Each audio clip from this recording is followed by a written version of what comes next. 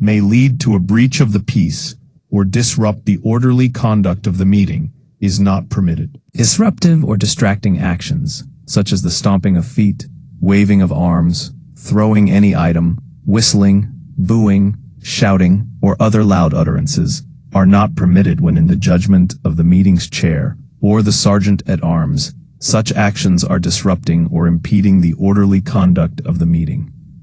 Any item that poses a potential safety hazards, as determined by the sergeant-at-arms, is prohibited in the gallery.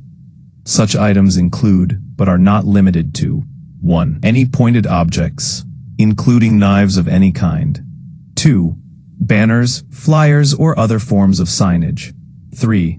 Food and beverages, including in glass or metal canisters. 4. Backpacks, large bags, and sealed packages. Clear bags, not tinted in color, that do not exceed 12 inches by 6 inches by 12, are permitted and subject to search. And 5. Firearms, ammunition, fireworks, laser pointers, stun guns, tasers, mace pepper spray, and toy weapons. Cell phones and other small handheld recording devices must be placed in silent mode, can only be used while seated, and can only be used in a manner that does not interfere with the ability other individuals to view or hear the proceedings. Individuals or groups failing to adhere to these rules will be subject to removal from the remainder of the meeting by the Sergeant-at-Arms. City of Chicago City Council Rules of Conduct for Public Meetings, 2023 to 2027. Pursuant to Rule 58 of the Chicago City Council Rules of Order and Procedure, the Sergeant-at-Arms sets forth the following rules of conduct for members of the public. These rules shall be in effect at all times that a viewing gallery or room is open for a meeting of the City Council or any of its committees. All individuals and their belongings are subject to search at entry or upon request. Individuals must remain seated at all times except 1. When entering or exiting the gallery. 2. When providing public comment during the portion of a meeting set aside for that purpose.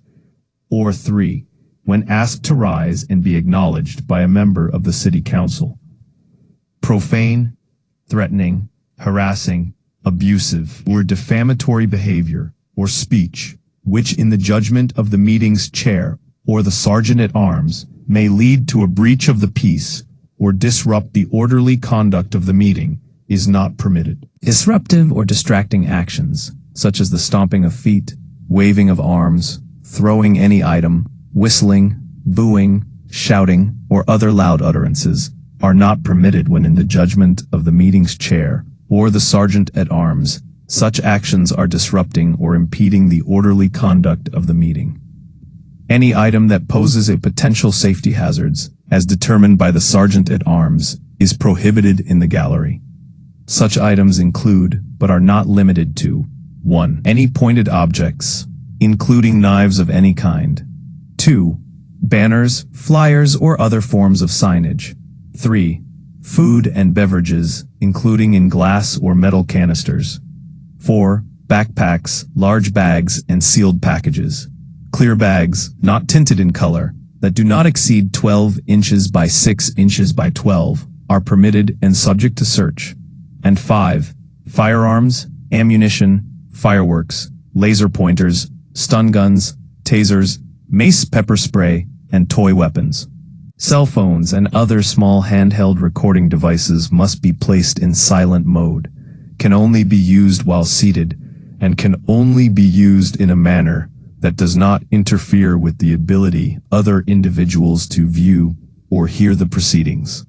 Individuals or groups failing to adhere to these rules will be subject to removal from the remainder of the meeting by the Sergeant-at-Arms. City of Chicago City Council Rules of Conduct for Public Meetings, 2023 to 2027. Pursuant to Rule 58 of the Chicago City Council Rules of Order and Procedure, the Sergeant-at-Arms sets forth the following rules of conduct for members of the public. These rules shall be in effect at all times that a viewing gallery or room is open for a meeting of the City Council or any of its committees. All individuals and their belongings are subject to search at entry or upon request. Individuals must remain seated at all times except 1. When entering or exiting the gallery. 2. When providing public comment during the portion of a meeting set aside for that purpose. Or 3. When asked to rise and be acknowledged by a member of the City Council. Profane, threatening, harassing, abusive, or defamatory behavior or speech, which in the judgment of the meeting's chair or the sergeant-at-arms may lead to a breach of the peace or disrupt the orderly conduct of the meeting, is not permitted. Disruptive or distracting actions, such as the stomping of feet, waving of arms, throwing any item, whistling, booing, shouting, or other loud utterances, are not permitted when in the judgment of the meeting's chair or the sergeant-at-arms. Such actions are disrupting or impeding the orderly conduct of the meeting. Any item that poses a potential safety hazards, as determined by the sergeant-at-arms, is prohibited in the gallery. Such items include, but are not limited to, 1. Any pointed objects, including knives of any kind. 2. Banners, flyers, or other forms of signage. 3. Food and beverages, including in glass or metal canisters. Good morning, 4. members of the City Backpacks, Council. large The bags, meeting will and begin sealed shortly. packages Please remember to log into your devices. Thank you. are permitted and subject to search. And 5. Firearms, ammunition, fireworks, laser pointers, stun guns, tasers, mace pepper spray, and toy weapons. Cell phones and other small handheld recording devices must be placed in silent mode, can only be used while seated, and can only be used in a manner that does not interfere with the ability other individuals to view or hear the proceedings.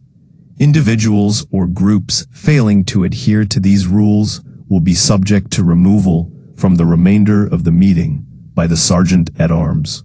City of Chicago City Council Rules of Conduct for Public Meetings, 2023 to 2027. Pursuant to Rule 58 of the Chicago City Council Rules of Order and Procedure, the Sergeant-at-Arms sets forth the following rules of conduct for members of the public. These rules shall be in effect at all times that a viewing gallery or room is open for a meeting of the City Council or any of its committees. All individuals and their belongings are subject to search at entry or upon request. Individuals must remain seated at all times except 1. When entering or exiting the gallery. 2. When providing public comment during the portion of a meeting set aside for that purpose. Or 3. When asked to rise and be acknowledged by a member of the City Council. Profane, threatening, harassing, abusive, or defamatory behavior or speech, which in the judgment of the meeting's chair or the Sergeant-at-Arms may lead to a breach of the peace or disrupt the orderly conduct of the meeting, is not permitted. Disruptive or distracting actions, such as the stomping of feet, waving of arms, throwing any item, whistling, booing, shouting, or other loud utterances, are not permitted when in the judgment of the meeting's chair or the Sergeant-at-Arms. Such actions are disrupting or impeding the orderly conduct of the meeting. Any item that poses a potential safety hazards, as determined by the Sergeant-at-Arms, is prohibited in the gallery. Such items include, but are not limited to, 1. Any pointed objects, including knives of any kind. 2. Banners, flyers, or other forms of signage. 3. Food and beverages, including in glass or metal canisters. 4. Backpacks, large bags, and sealed packages. Clear bags, not tinted in color, that do not exceed 12 inches by 6 inches by 12, are permitted and subject to search. And 5. Firearms, ammunition, fireworks, laser pointers, stun guns, tasers, mace pepper spray, and toy weapons. Cell phones and other small handheld recording devices must be placed in silent mode, can only be used while seated, and can only be used in a manner that does not interfere with the ability other individuals to view or hear the proceedings. Individuals or groups failing to adhere to these rules will be subject to removal from the remainder of the meeting by the Sergeant at Arms. City of Chicago City Council Rules of Conduct for Public Meetings, 2023 to 2027. Pursuant to Rule 58 of the Chicago City Council Rules of Order and Procedure, the Sergeant at Arms sets forth the following rules of conduct for members of the public. These rules shall be in effect at all times that a viewing gallery or room is open for a meeting of the City Council or any of its committees. All individuals and their belongings are subject to search at entry or upon request. Individuals must remain seated at all times except 1. When entering or exiting the gallery. 2. When providing public comment during the portion of a meeting set aside for that purpose. Or 3.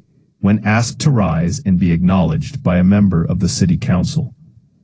Profane, threatening, harassing, abusive, or defamatory behavior or speech, which in the judgment of the meeting's chair or the Sergeant at Arms may lead to a breach of the peace or disrupt the orderly conduct of the meeting, is not permitted. Disruptive or distracting actions, such as the stomping of feet, waving of arms, throwing any item, whistling, booing, shouting, or other loud utterances, are not permitted when in the judgment of the meeting's chair or the Sergeant at Arms. Such actions are disrupting or impeding the orderly conduct of the meeting. Any item that poses a potential safety hazards, as determined by the Sergeant at Arms, is prohibited in the gallery. Such items include, but are not limited to, 1. Any pointed objects, including knives of any kind. 2. Banners, flyers, or other forms of signage. 3. Food and beverages, including in glass or metal canisters. 4. Backpacks, large bags, and sealed packages. Clear bags, not tinted in color, that do not exceed 12 inches by 6 inches by 12, are permitted and subject to search. And 5. Firearms, ammunition, fireworks, laser pointers, stun guns, tasers, mace pepper spray, and toy weapons. Cell phones and other small handheld recording devices must be placed in silent mode, can only be used while seated, and can only be used in a manner that does not interfere with the ability other individuals to view or hear the proceedings. Individuals or groups failing to adhere to these rules will be subject to removal from the remainder of the meeting by the Sergeant at Arms. City of Chicago City Council Rules of Conduct for Public Meetings, 2023 Good morning, members of the City 2027. Council. The meeting will begin shortly. Please remember to log into your devices. Thank you.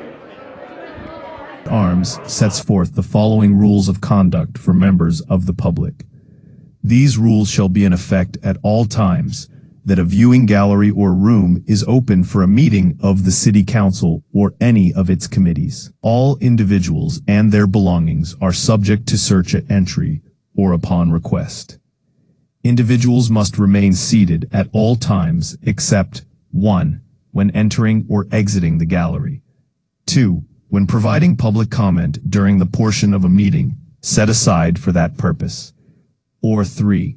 When asked to rise and be acknowledged by a member of the City Council. Profane, threatening, harassing, abusive, or defamatory behavior or speech, which in the judgment of the meeting's chair or the Sergeant at Arms may lead to a breach of the peace or disrupt the orderly conduct of the meeting, is not permitted. Disruptive or distracting actions, such as the stomping of feet, waving of arms, throwing any item, whistling, booing, shouting, or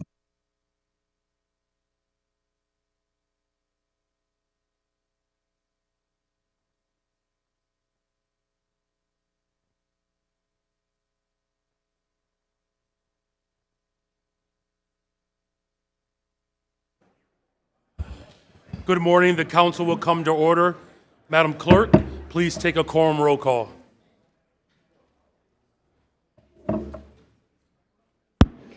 The quorum is now open. The quorum is now open. Please use the e-device. The quorum is now open.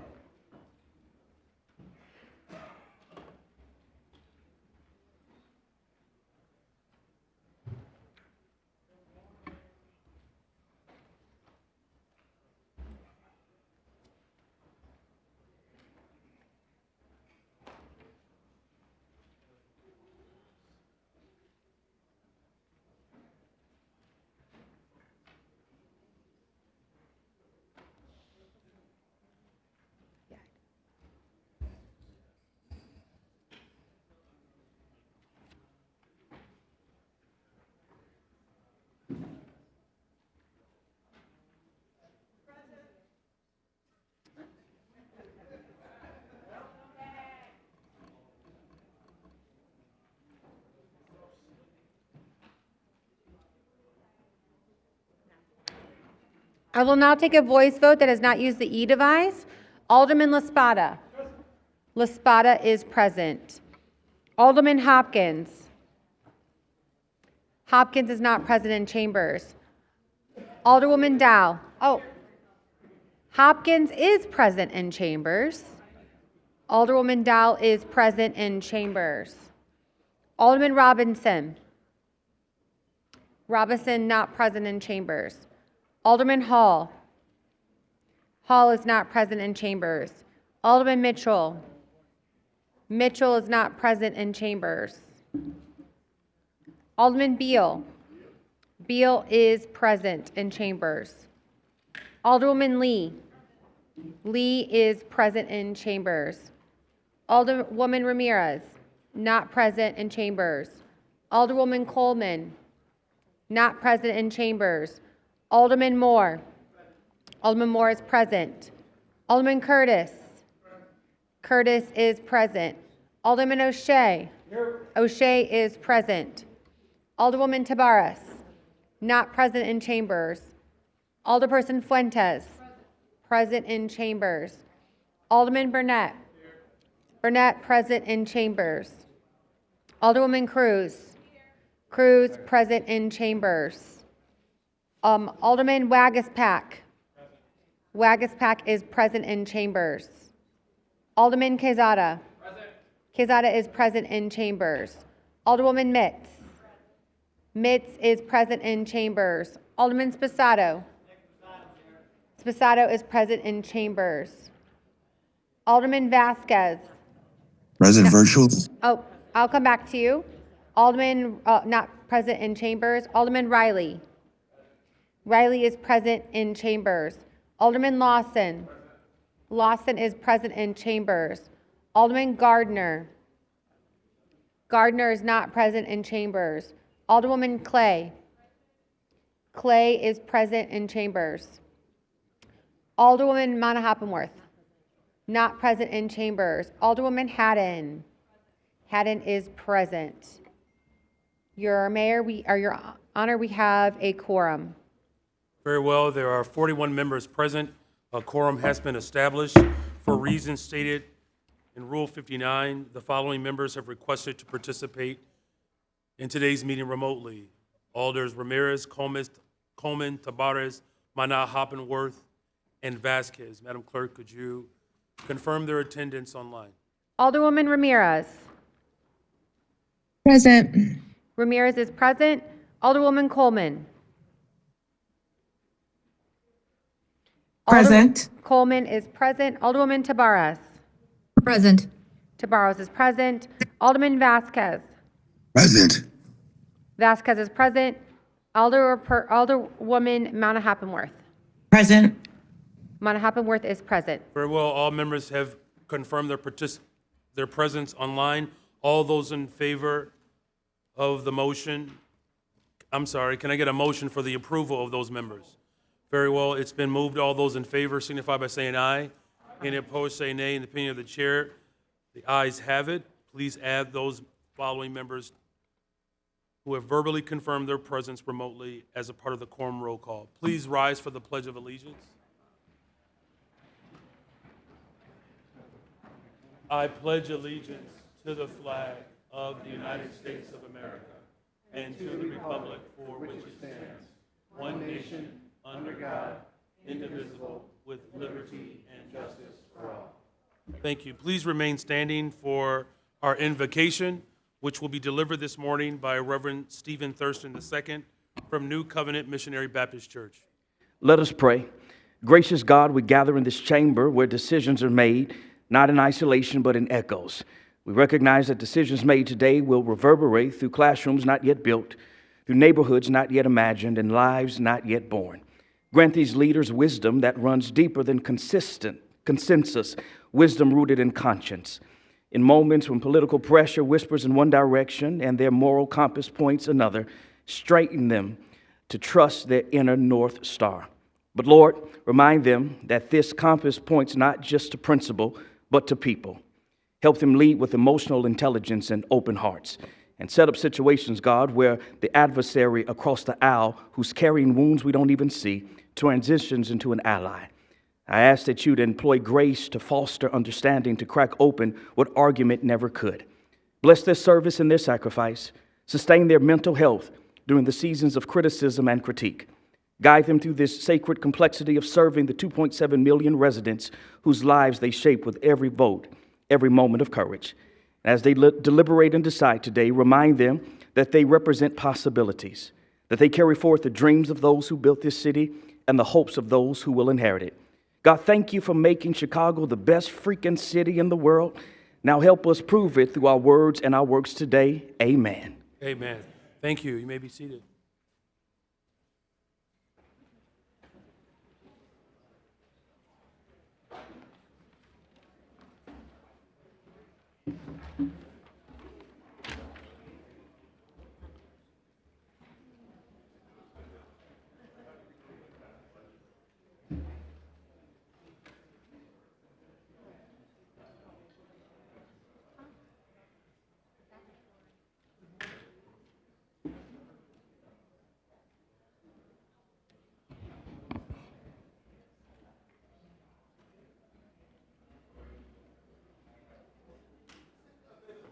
All right, this is the portion of the meeting for public comments. Mr. Clerk. The council will now begin the public comment period, which is limited to a maximum of 30 minutes. Each speaker is limited to 3 minutes. Speakers cannot yield or transfer their time to another speaker. Any written comments that have been submitted will be posted and made available for automatic review. Our first speaker this morning is Sam Toya.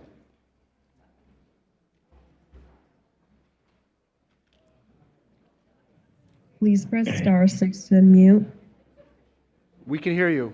Welcome. All right.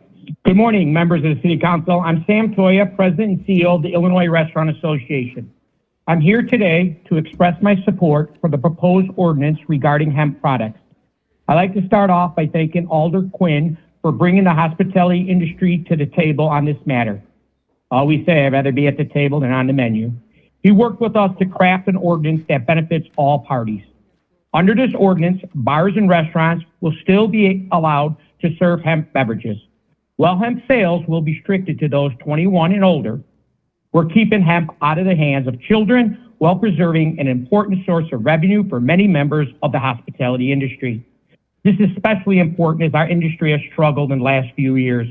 Wholesale food prices have increased 38% since the pandemic, and labor costs are up 35%. According to the Wall Street Journal, there were more restaurant bankruptcy in 2024 than any year since 2020. And in Chicago, 496 restaurants closed in the first half of 2025 alone.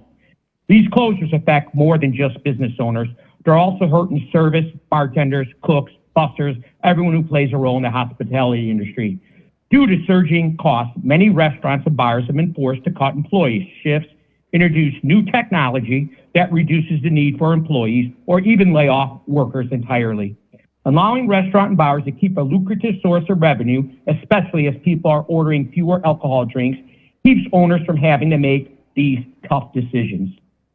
Having hemp beverages on the menu may be the defining factor that allows a bar or restaurant to keep its doors open and its workers employed throughout our 77 communities.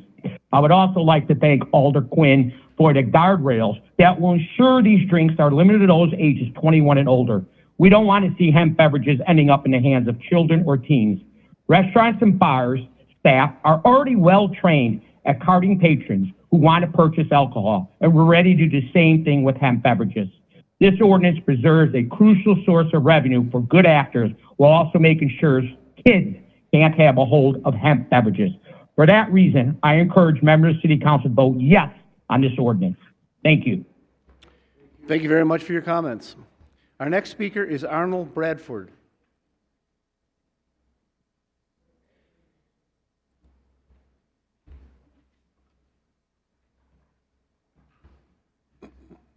Good morning, City Council. Good morning, Mayor Johnson. My name is Arnold Bradford. In the neighborhood, they call me Mr. B. I'm an active senior, currently serving as Executive Director of the Crossroads Collaborative and as a member of the Southworks Coalition. As a resident of the South Chicago community and the 10th Ward, I'm here to ask the Chicago City Council and my alderman, Peter Chico, to support a community benefits agreement. We want this agreement for the South Chicago community because of the contamination and the work being done at the former U.S. Steel site on the lakefront. Our coalition currently supports clean development on that site, and we've been doing it for over a decade, but without resident displacement. We don't want to lose our homes because we can't pay our bills. I think most of you understand that. Bills are going up, taxes are going up. You know it. We don't want resident displacement. We don't want increased electric bills, utility bills. We don't want increases in our data rates because that's coming. And they haven't told you the whole story. Now, let me just say one more thing. I have a list of things that's so long I didn't bring it with me, but I just have a few bullet points, if you bear with me. We are asking you, that's the council, and our other elected officials, to protect us from a century of accumulated poisons and pollutants. You say, wait a minute now, the Illinois Environmental Protection Agency is already doing that for you. Oh no, they passed the buck because you are the ones that do permitting. You are the ones that control construction in this city. And you've been doing it since I was a baby. So let's get on it. I'm sorry, sometimes I get a little excited, Mayor. We want you to monitor the fast-track permitting process, the construction process. You know what fast-track means. Somebody slipped it through. You understand that. We know it's important to the state. We agree with that. It is important. But let's do it the right way. To protect our children, families in adjacent neighborhoods, schools and parks, we want to do that for them near our Quantum site. The Quantum site, for those of you who don't know, is between 79th and the Calumet River. It's a huge site. It's going to affect all of us. It's on the lake, people, and we want you to protect our health. Don't we have a health department here? We want you to watch and observe and monitor. We found, as residents, fugitive dust being produced by the construction. Thank you very much for your comments. Our next speaker this morning is Zoe Lee.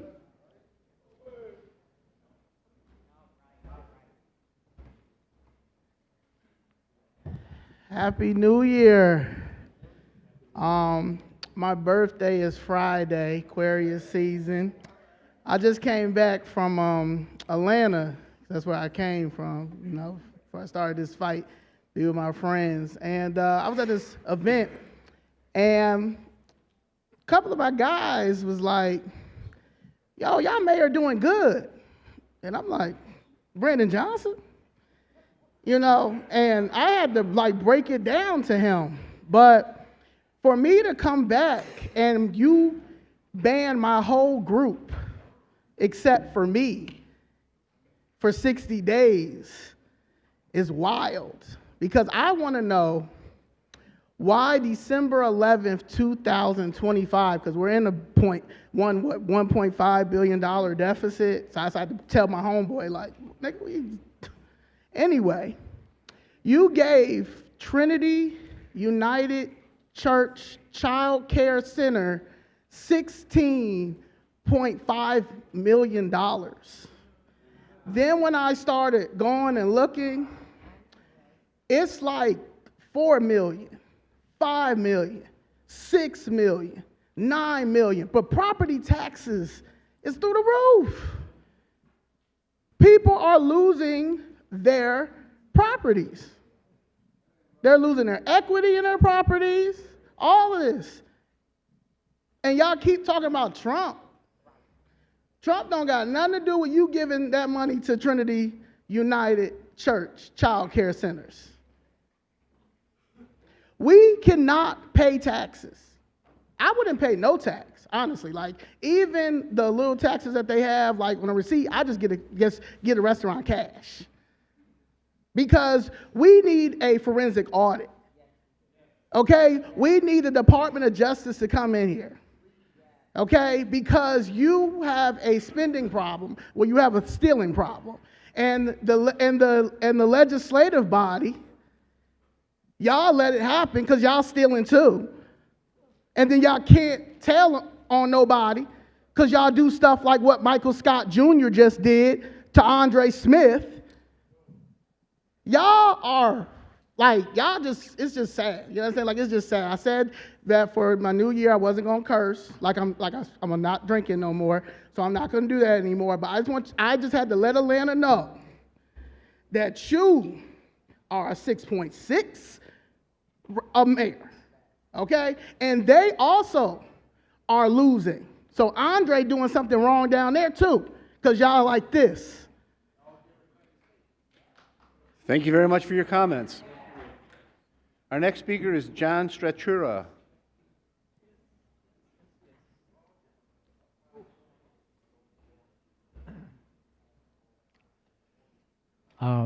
Thank you very much for listening. What I have to say, millions of words. Basically, what I'm proposing is that I've been in software for 62 years. I started programming the day after Kennedy got shot. 30 years ago, my partner and I, Paul Tedesco, who's now deceased, founded Cognitor Incorporated, which was an AI company, far beyond what we have today, as a matter of fact, but not for PCs. I've worked with software in the city, and voting, and census, in a lot of different government departments. Folks, this is 2025. What I propose to do is set up the AI so it's like a little Pac-Man. Chomp, chomp, chomp, chomp, chomp. It speaks 192 languages plus all the software languages. So if I tell my little Pac-Man, translate this into Java or whatever, it'll do that. And within a very short period of time, the whole software systems will be redesigned into a unified set. I have it all defined in this book I published, From Dystopia to Utopia. It's at Barnes & Noble and on Amazon. And it's also my life story as to how I learned what I learned and why I learned. The whole idea is that we're all one family, whether we like it or not. I've traveled the world, and I know that if I got cut in Africa and I needed blood, I would never ask whoever donated the blood to replenish me what color their skin was. Folks, we're all blood brothers and sisters, whether we like it or not. It's a stupid ego attitude. The gimme, gimme, gimme, gimme. The fearful one that they're going to lose something they never owned. None of us own anything. As soon as you say you own something, it actually owns you, your spirit, part of your spirit. You give it up in order to say, I own that. Folks, we're all one big, beautiful picture. Da Vinci said it. Learn to see everything is connected. The law of karma, as Isaac Newton is saying, for a reaction, there's an equal and opposite reaction. Let's throw out some compassion. Let's throw out some love out there. Let's pick up a homeless person for a Sunday dinner. Give of yourself, you'll gather much, much more than you ever imagined. That's my message. Thank you very much for your comments. Our next speaker is Prosperity Group. Thank you.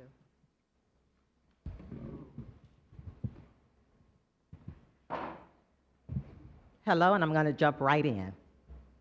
This is for you, Brandon Johnson. Isaiah 10:1. Woe to those of you who enact unjust decrees and write grievous laws that were not given by God. Think about it. Your executive orders and all these other things that you do out of spite to hurt the American citizens, preventing us from getting our federal funding from Donald J. Trump to give to the illegal aliens, the ones that you won't call out when you went down to Washington, D.C., when all of those congressmen called out that name and you said not a word. You sat there with your mouth muted. Interesting. But then you can jump on one of the journalists, Mark Armstrong, for saying that word. Interesting. You pick and choose who you want to jump on, do you? Okay? And let's go now to my next bullet point. Alderman Hall, don't none of you all accept that agreement that he wants to sign into an ordinance for giving laws, fines, and fees to the social media platforms, because he outright didn't tell the truth. He started off talking about the black communities and saying that the money was for them, but then he didn't want to appropriate it directly for that funding and said it's for all. Lies! Tired of the lies.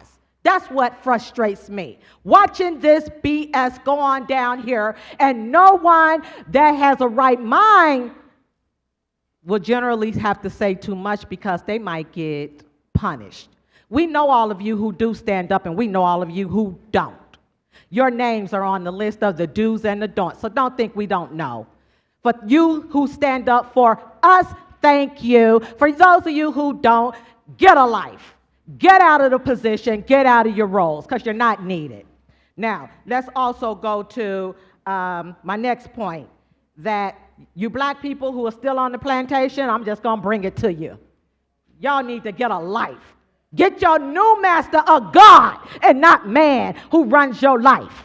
Because you need to understand where you're going to have to answer to when it comes to the end. For those of you who turn on us who are black Americans, calling yourselves the tethers of this world, forget you all, because we don't need any of you. So I'm just going to keep it real with all of you.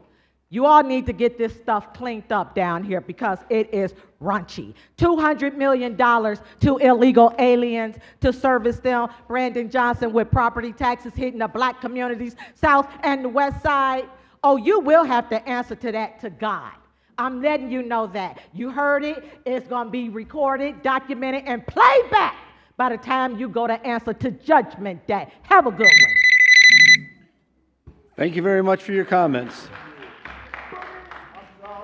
Our next speaker.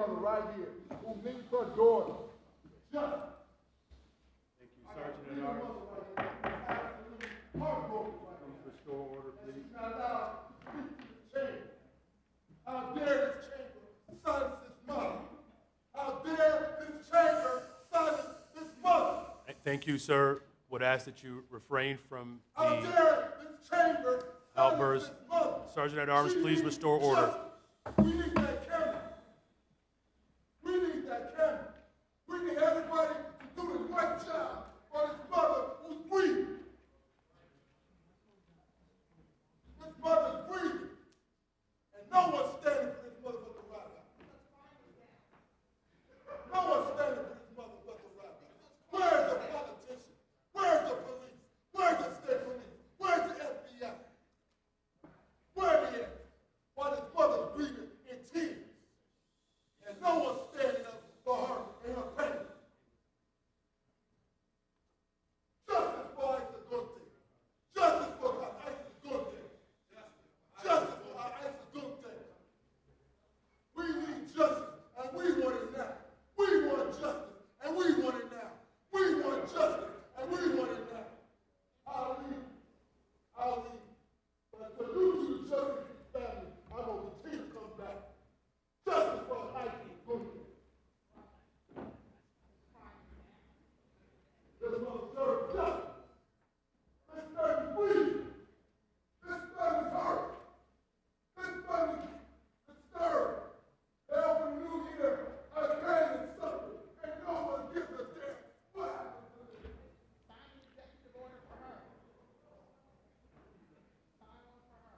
If you continue to make an outburst, I'm going to ask that you be removed as well. Thank you for restoring order to the Sergeant at Arms. Mr. Clerk, please continue. Our next speaker this morning is Life Beyond Limits, Inc.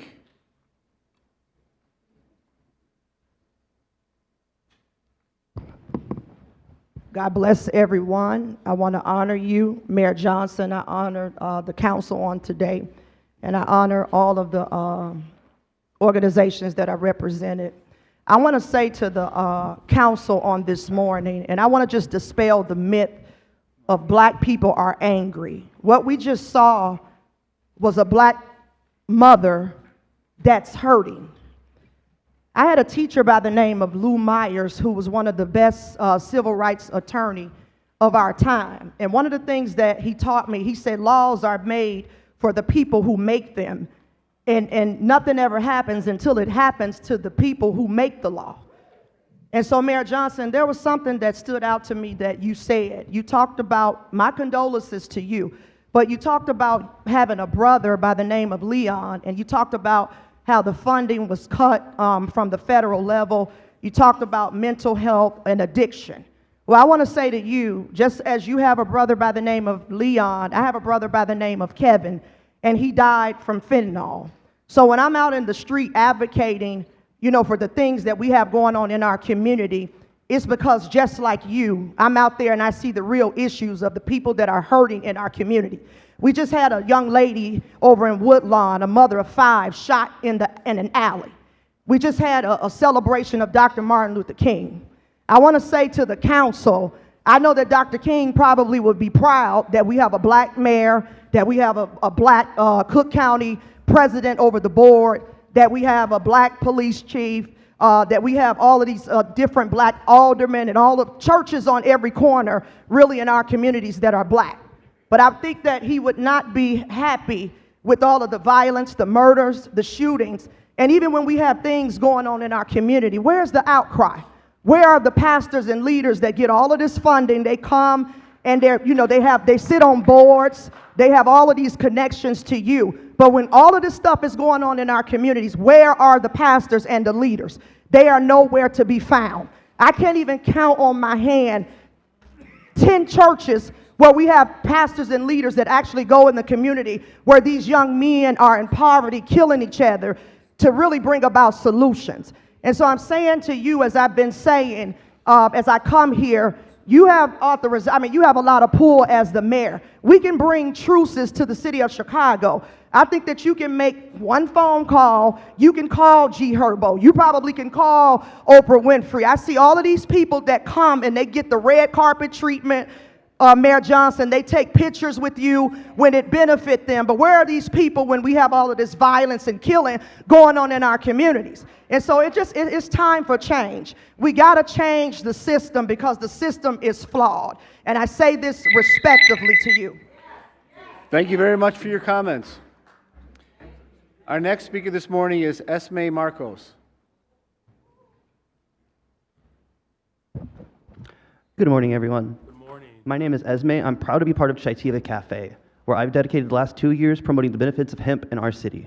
We provide a safe space for adults to explore hemp's benefits, helping our customers and community thrive. When I joined Chaitiva, I was homeless, sleeping on couches, and prior to that, I was sleeping in a tent in a forest preserve.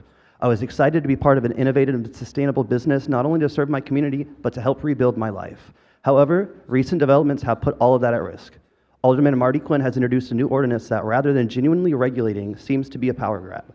Many remember Mr. Quinn's history dating back to the Mike Madigan days, a time filled with questionable decisions. This ordinance is presented as a means of safety, but feels like a way to control our industry.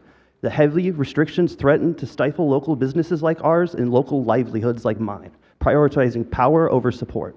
Instead of fostering responsible practices, it creates fear and barriers.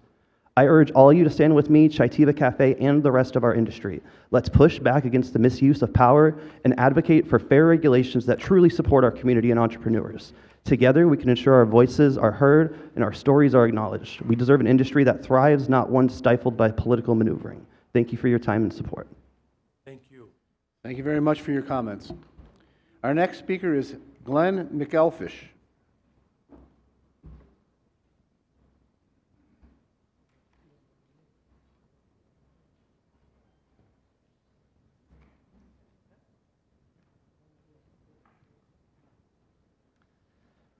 Mayor Johnson, Alderman Quinn, and alders of the City Council.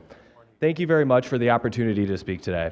My name is Glenn McElfresh, and I'm the CEO of Plift, a Chicago-based hemp beverage company, a co-founder of Perfectly Dosed, the leading hemp beverage ingredient company also based in Chicago, and a board member of the Hemp Beverage Alliance, and perhaps most importantly, I'm also a proud resident of the 50th Ward. I'm here today to show my strong support for Alderman Quinn's hemp regulation ordinance. I'm deeply grateful to Alderman Quinn and the City Council for creating a pathway for responsible hemp beverage businesses like Plift and Perfectly Dosed to operate in Chicago while putting an end to the unsafe hemp products found across the city. This ordinance is a step forward for Chicago. I'm happy to be a resource for anyone on the council, and I deeply appreciate the opportunity to testify today. I respectfully encourage all of you to vote yes on Alderman Quinn's ordinance today. Thank you, Alderman Quinn. Thank you to the council, and thank you, Mayor Johnson. Thank you very much for your comments. Our next speaker this morning is George Blakemore. Listening to the speakers, and I say, now what are you going to speak on, Mr. Blakemore? You deserve the government you get. All you black ones deserve the government you get. You deserve the ghetto. You deserve your people, youth, 12 years in school and reading on a 4th grade level. You deserve these no good black aldermen. You deserve these no good white aldermen. You deserve the Hispanic and the Asian aldermen. You deserve what you get. You deserve a non-functional government here. You deserve that. So you're getting exactly what you deserve. Outrage, something stinks here. Something is funky here. Something is un-American here. Maybe it's America. This country was built on fighting and misery and pain of the black man. The black man and the black woman was enslaved in America. So if our ancestors could see us right today, we deserve this. You deserve these big-headed white men telling you what to do. You deserve being in slavery. You deserve a corrupt government. You deserve food deserts. You deserve no economic development in your neighborhood. So you get exactly what you deserve. You get it because you deserve it. You got to do what you got to do to empower you. You got to become selfish, not go red, not go blue, but to your black. This you got to be true on this new plantation. You deserve this man here. You deserve and the bill. You deserve all of them. All of them. That's why you got them. That's why you got them. You deserve Mitchell. You deserve all these non-functional people here. You deserve exactly what you get, and you get what you deserve. And if you don't use what you got to get what you need, you don't need what you got. Look at it now, and the bill. Look at him. Look at him. Look at all of them. You got all these black faces in high places, and you deserve it. You deserve exactly what they're giving you. Look, Mr. Hall, how you doing? Sit down. You deserve it too. All of them. All of them. You deserve all of them. Irvin, sit down. You deserve all of them. All of them. So don't get mad at them. Look in the mirror. You your own image. Lord, your nappy hair, your big nose, and your black hole. All right? Be selfish, black men. Be selfish, black women. Birds of a feather flock together. You deserve the government you get. So you deserve all these. Thank you very much for your comments. Our next speaker this morning is Charles Wu.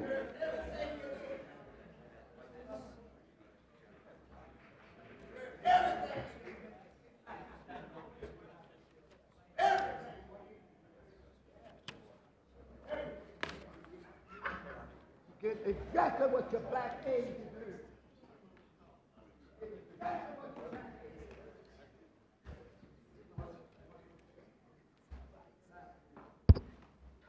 Just a second. You deserve it. You deserve it. All right, very well. Oh, are we? Can you guys hear me? Yes, we can, please. Morning, Mayor. Good morning. And members of the council.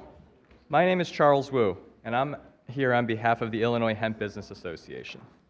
I'm also here as the owner of Shaitiva. We operate 2 retail hemp storefronts in Wicker Park and the South Loop. More importantly, I'm here on behalf of my 2 employees who are here with me, Mariah and Esme. You heard Esme, she's a little passionate. And right now, the economy is tough. And after hearing the story of Esme, what you didn't hear is she was complaining to me this morning that she's now in a higher tax bracket. And that's a good thing. But all this will disappear if the Quinn ordinance passes as written. Now about us. We do not allow people under 21 onto our premises. We card and ID scan every customer. Our products are tested. We pay taxes. And many of you have met me because I've been advocating to ask to pay more taxes to the city. Because we are not a bad actor. We've been asking to be regulated, even on par with the cannabis industry. And that's what's important, because the Quinn ordinance is not about safety. This ordinance is about economic favoritism. I am not part of the alcohol industry, nor as I am influential as the Restaurant Association. I am just a small business owner with a standalone hemp business that isn't given a seat at the table. With this ordinance passing, I have no way to comply, and I will have to shut down. I will have to lay off Esme and Mariah and our other employees, and they will be out trying to fend for themselves. Additionally, this favoritism creates issues that exposes the city to unnecessary litigation. If intoxication is the concern, that concern does not disappear in a beverage. If safety is the concern, banning storefronts that are 21 and only, that card and rigorously test their products, makes no sense. And if fairness is the concern, we should all be given a seat at the table. Alternative ordinance language has already been circulated, language that maintains strict standards on testing, age limits, labeling, enforcement, and licensing, while also ensuring parity across industries. I am not here asking for special treatment. I'm asking for clear rules, consistent enforcement, and a path to compliance that applies equally to everyone. Please consider the proposed regulatory alternatives and work with operators like me to build a framework that protects consumers, supports small businesses, does not pick winners and losers, and keeps the market transparent and accountable. Thank you for your time. Thank you. Thank you very much. Your Honor, there are no further speakers who have timely signed up for the public comment Very well. period. This completes our public comment portion of the meeting. Before we get to our resolution, there's one acknowledgement that Alders Lawson and Robinson would like to make, a memorializing of the life of Mr. Rick Garcia. Chair recognizes Alderman Lamont Robinson. Mr. Mayor, thank you very much. It is weighing heavy on my heart as Alderman Bennett takes his seat as we recognize the memory of Rick Garcia, a trailblazer in the LGBTQ+ community. Often we think about a city that is accepting of everyone, Mr. Mayor, but this work was shaped by Rick and others. And unfortunately, as we look at the world today, particularly with the headwinds that are coming from Washington, D.C., Rick's work is still necessary in 2026, unfortunately. And so, behalf of the LGBTQ caucus, and if I may, Mr. Mayor, the City of Chicago, I am standing today to thank Rick Garcia for his work and to continue his legacy that is much needed as it relates to not only the City of Chicago, but the United States. And so I want to thank my colleague, partner in crime, Alderman Lawson, for drafting today's resolution. And Mr. Mayor, I want to thank you for your continued support of the LGBTQ+ community. And lastly, as I've stated before, there are 50 wards in the city of Chicago and 77 neighborhoods. Understand that in all 77 neighborhoods, undoubtedly, there is a member of the LGBTQ+ community. And we are looking for continued support, not only from you, Mr. Mayor, but from every member in this council. Thank you very much. Thank you. Chair recognizes Alderman Lawson. Thank you, Mr. President. Apologize that I had stepped out. I am proud to be able to bring this resolution honoring a real trailblazing leader in our community who passed last week. Rick Garcia was an activist from high school on. Where he saw injustice, he spoke out with a sharp tongue, usually, and a great wit that had a way of bringing people in around him. He was part of the Gang of Four that lobbied this body to pass our Equal Rights Bill in 1988. Half of them are now gone. John Henry Damsky and Rick Garcia. Lori Dittman has retired from city service, and Art Johnston, of course, still runs Sidetrack. But it's amazing to think what they had to do then and who the opponents of equality were. It was the parish priest. It was the local business. It was the labor union in some cases. And all of that has changed thanks to the leadership and work of Rick Garcia. I got to meet him when I was a very young man, starting out in politics, working the state's human rights bill. I worked for State Senator Carol Ronan, who carried the bill in the Senate, and Rick was the chief lobbyist. And so we would do a lot of roll calling. That's probably where I learned how to do it. And he had the angle on everybody. How do we get to this person? Well, she's got a lesbian sister. She's got, her pastor is good with it, we can get to her. Labor came in for equality, and that changed the game. But he knew what everyone's angle was, and he knew how to talk to everybody and to get to everybody, and to put things together. And that's a skill that we admire, and it really takes somebody who's dedicated to what they're doing. Rick wasn't afraid to say something a little controversial every now and then. He could go viral before you could go viral, and was good at it, and brought awareness where otherwise we may not have had it. And so I thank him for the work that he did on behalf of our community, the groundwork he laid that makes our 9-member caucus possible today, and we can invite every member here to co-sponsor this resolution. I know Richard Streetman is here, who is here on behalf of the family, and so we send our deepest condolences on behalf of a grateful city for a life well lived. Thank you, Mayor. You're welcome. Thank you, Alderman. I do want to acknowledge and thank the Alpha Kappa Alpha Sorority Incorporated, celebrated 118 years of service to all humankind on January 15th. Delta Sigma Theta commemorated 113 years of sisterhood on January 13th, and Zeta Phi Beta, who celebrated 106 years for finer womanhood. We extend our sincere thanks for their enduring service, leadership, and commitment to our city. Alderman Mitchell, for a motion for the temporary suspension of the rules so that we can take up for immediate consideration this resolution. Before I do that, please, like to be counted as present for quorum. Please add Alderman Mitchell as part of the quorum roll call. Alderman Mitchell. I move that for the temporary suspension of the rules. Very well. Hearing no objections, so ordered. In the interest of respecting people's time, we will forego reading the resolution and go straight to the remarks of the City Council. This resolution commemorates the International Holocaust Day of Remembrance. Chair recognizes Alderwoman Silverstein. Thank you, Mr. Mayor. I don't believe the copy of the resolution was passed out to my colleagues, so they're going to get that. Okay, thank you.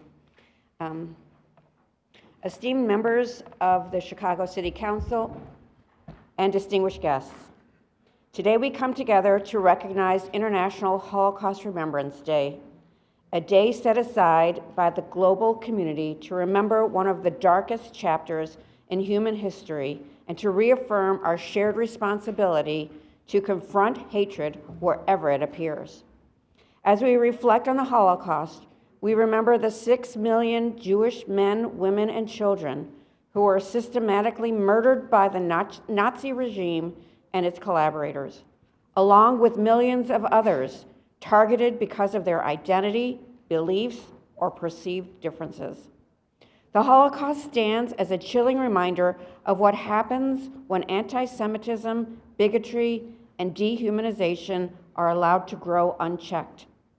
Remembrance, however, is not only about the past, it is also about the world we are living in today.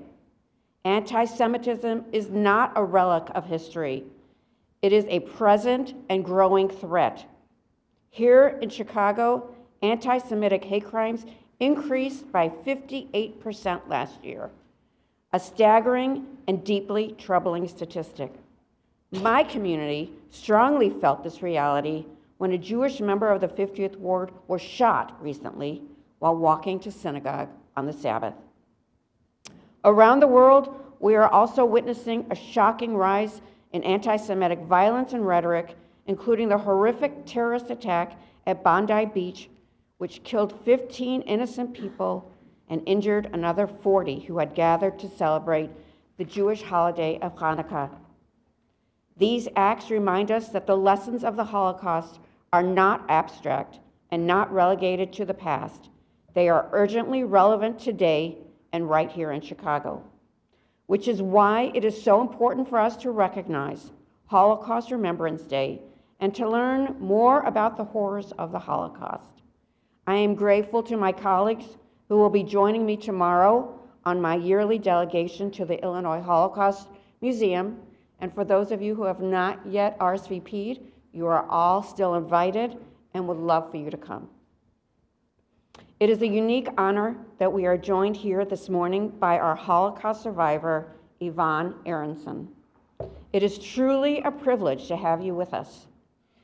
We do not take lightly the courage it takes for you to share your story, nor the responsibility we bear as listeners. Your presence is a living testament to resilience, to survival, and to the moral obligation we all have to remember and to act. Hearing directly from a survivor is a profound gift, and we are grateful beyond words that you are willing to share your experience. I also want to recognize and thank all of our distinguished guests who are here today and whose work ensures that the memory and lessons of the Holocaust endure. Besides Yvonne, we have from the Illinois Holocaust Museum and Education Center, Bernard Cherkasov, Amanda Friederman, Allison Satir, and board members Andy Lowenthal and Ari Saget. And from the Jewish United Fund, the Jewish Federation of Chicago, we have Daniel Goldwyn, Eric Sedler, Natalie Glick, and Jane Charney. And we also have Yossi Held from Stand With Us. He's here. And Allison Slovan was here from the Simon Wiesenthal Center as well. Thank you all for your leadership, your advocacy, and your unwavering commitment to preserving the memory and lessons of the Holocaust. On this International Holocaust Remembrance Day, let us recommit ourselves to the promise of never again. Let us honor those who were lost, stand with those who survived, and resolve here in this chamber and beyond to confront anti-Semitism and hatred wherever they appear. Thank you so much for allowing me to speak, and I now move that Yvonne Aronson, our Holocaust survivor, be granted leave to address the body. Alderwoman Silverstein, if we could reserve that moment for the end to give alders an opportunity to speak, we're happy to grant that leave, all right? Okay. Sure. Are there any alders, any additional alders that wish to speak to this resolution before we grant leave? Chair recognizes Alder Haddon. Thank you, Mr. President. Now, our guests can make sure you get to wrap everything up for us. We can be lengthy sometimes in our comments. I want to thank Chairwoman Silverstein for bringing this resolution and our guest and the survivor here today. I've enjoyed the annual visits that you've done. I've been able to go a couple of times and visit the Holocaust Museum. And this week and this year, as we acknowledge Holocaust Remembrance Day, and talk about the commitment for never again, I can't help but think about what's happening in Minneapolis, what's happening in Chicago, what's happening in other cities across our country. We are meant to hold our histories close so that we can learn. I have a tattoo on my arm that you can't see because I'm very respectable during city council meetings, of course. And it's a Sankofa, which is a West African symbol. It comes in a couple forms, and it largely encourages us to return and get it. So it's a symbol of a bird. It's reaching back over its back, and it's about learning from our history and bringing that forward for our future. So the bird's feet face forward. Holocaust Remembrance Day and the visits that I've gone and all the efforts for lifting up the stories of the survivors and of the people who didn't survive, I think are core to the American experience that I have as well, because as a Black American, we're always looking to our past to center ourselves in the fights that we also still face. And right now in our country, as we think about the extremes of ethnic cleansing, anti-Semitism, anti-Blackness, xenophobia, we're seeing that carried out from the halls of our highest office. We have a president in this land that is demonizing people that don't look like him. We've seen that before. We've got armed troops without the authorization of Congress acting on American soil, breaking down doors of homes and stealing people out of their houses. I've heard these stories before. I've heard these stories before. They've happened here, especially to Black Americans. They've happened to Jewish people around the world. They're happening now. And so I appreciate this Remembrance Day and also that lesson of never again, and about us taking action, and encourage all of us in this moment, in this body, in this audience, to be aware, to do your homework, to pay attention to what's happening, because it's happening now, and it is upon all of us to take action. We have our history, we know the lessons, and right now, we have ethnic cleansing, xenophobia, anti-Blackness, anti-poverty happening and being carried out by our government. They are acting against us, they are stealing our people, they are kidnapping them, and they are trampling our rights. And what's next? From the stories that I've heard of survivors like Ms. Aronson, we know what's next, and it's ugly, and we don't want it to happen ever again. So, Mr. President, thank you for allowing me to speak, and to my colleagues, pay attention, heed what's happening, and let's work together to protect Chicagoans and to take action for our country. Thank you. Are there any other alders that wish to speak to this? The chair recognizes Alderman Lopez. Thank you, Mr. President, and good morning, members of the City Council. Good morning to all of our guests and to whom we're going to hear from shortly. I rise in support of this resolution and in support of our Jewish community. As St. John Paul would call them, our beloved brothers and sisters. We oftentimes hear the saying that we can never allow the Holocaust to happen again. And as we have seen unfold, October 7th happened again. Bondi Beach happened again. And even in discussions here in our own city, with our own Commission on Human Relations, which held hearings in this body, in this room, discussing, as our colleague from the 50th Ward said, the 58% increase in Jewish hate crimes in the city of Chicago in the year alone, last year alone. We continue to have issues with calling out the origins, the inklings and the initial acts of Jewish hatred in our own city. We allow public spaces to become breeding grounds of hatred. We allow demonstrators to burn in effigy those who would stand against the very beginnings of what we saw happen decades ago. We continuously ask those of us that care, how is it something so horrible can happen in modern times? And yet we're living it every single day. It's easy to fall back on generational tropes that victimize one group, point the finger, play stereotypes. But it's much harder for us to educate our own families, our own communities, to stand up and say, this is wrong. To remind people that our faiths that we claim to care so much about says this is wrong.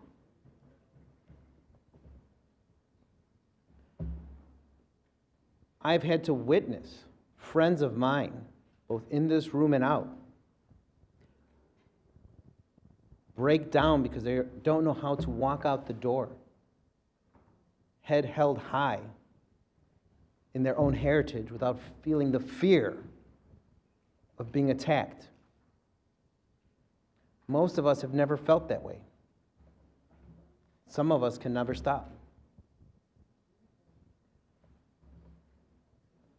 The Holocaust was not a singular event, ladies and gentlemen, because it exists in the hearts and minds of so many, both the victims and families of those who survived and who are here, but also those who seek to perpetrate it again, who deny that it even happened or question what we all know was one of the darkest chapters in human history. This isn't something we just remember in January. It is something that we should fight against every single day in everything that we do. And yes, we can recognize that there are communities who feel and have been victimized, who've been tortured, who've been the targets of racism and oppression. But we cannot dilute what we know is overwhelmingly going on in our city right now as we speak. We have to continue to be the bearers of light so that we never allow the memories of those who perished to be extinguished. This is something that transcends all of us. Many of us who say we have faith and practice it, your faith commands you to stand up, to defend our dear beloved brothers and sisters. And I'm glad that we have the chance to hear from one today. Thank you, Mr. President. Thank you. Are there other members of the body that wish to speak to the resolution before we provide leave for Ms. Aronson? Very well. If there are no other hands, then let me just again thank Alderwoman Silverstein, all of the guests that are with us today, Yvonne Aronson, Bernard Cherkasova, Allison Satire, Andy Lowenthal, Amanda Friedemann, Ari Segit, Jane Sharney, Eric Sedler, Daniel Goldwyn, David Golder, Natalie Glick. Chicago is home, as we all know, to a very proud Jewish community whose rich culture and heritage has greatly contributed to the fabric of our beloved city. Our Jewish community has deep, profound impact on our entire city. The Jewish community, of course, deeply affected and harmed and brutalized by the Holocaust, with many residents being direct descendants of Holocaust survivors, victims, or refugees. January 27th was designated International Holocaust Remembrance Day by the United Nations as a day to remember, recognize, and honor the millions of Jews killed by the Nazis and their collaborators in concentration camps. Through the horrors of those camps, 81 years ago, we are seeing sadly, a dramatic increase in hate crime and outright violence against the Jewish community. Now more than ever, it is important that we fight back against the actions of anti-Semitism, Holocaust deniers, and racism and hatred against any single group of people. I do want to thank the Illinois Holocaust Museum and Education Center, the Jewish United Fund, and 3G Chicago for their ongoing efforts to educate people about the Holocaust and as well as to honor the legacy of Holocaust victims and survivors. This administration is committed to making Chicago the most welcoming city and show the world that it is no place for hatred, discrimination, or Holocaust denial. And that is why I'm proud to stand with you all to recognize and celebrate the International Holocaust Remembrance Day. And with that, leave from this body to allow for Ms. Yvonne Aronson to speak. All right, leave is granted. The floor is yours. Good morning, Mayor Johnson and members of the City Council. Good morning. Thank you, Alderwoman Deborah Silverstein, for the honor of inviting me to speak today. My name is Yvonne Aronson, and I am a Holocaust survivor. My world and that of my family forever changed in May of 1940 when the Germans invaded and occupied Belgium, a neutral country. Soon after, my father, who was originally from Austria and not a Belgian citizen, was rounded up and sent to a forced labor camp in southern France. My family had celebrated my first birthday just a month earlier. My mother, great-grandmother, great-aunt, and I remained in Brussels, the Belgian capital. As conditions for Belgian Jews deteriorated and deportations began, we went into hiding in a convent. After a time, my mother grew concerned about our safety in the convent, and we returned to our apartment in Brussels. When my mother became seriously ill, our local pharmacist, at great risk to himself and his family, took us in and hid us in his cellar while my mother recovered. Once she did, with help from the Belgian resistance, my mother located a kind widow who agreed to take me in. I lived with her under a false identity for 3 years until the war ended and the danger had passed. Belgium was liberated by Allied forces in September 1944, but the war did not officially end until May 8, 1945. Following the end of the war, known as Victory in Europe, or VE Day, my mother came to the widow's home to reclaim me. I soon learned that my great-grandmother and great-aunt had also miraculously survived, also with the assistance of the brave non-Jewish Belgians who risked themselves to help my family. I was 6 years old and began school, while adjusting to being reunited with my family. We would soon learn that my father, tragically, was among the nearly 25,000 Jews deported from Belgium who were murdered at the killing center at Auschwitz-Birkenau. In March of 1947, just weeks before my 8th birthday, my mother and I immigrated to the United States. We settled on the south side of Chicago, and I became a Chicago public school student, enrolling at Kenwood Elementary School, now Kenwood Academy. Gradually, I learned English, made friends, and began a new life as an American. People have asked me why I share my story. Some have asked me why I think my story is important for people to hear, when I wasn't imprisoned in a concentration camp or, according to them, didn't really suffer. To those I say, rather than attempt to compare or quantify the suffering of others, we must empathize with it and learn from it. My father was taken from me when I was just a year old. I was separated from my remaining family as a toddler. 3 years later, my familiar routine was disrupted again as I was returned to my family members I barely remembered.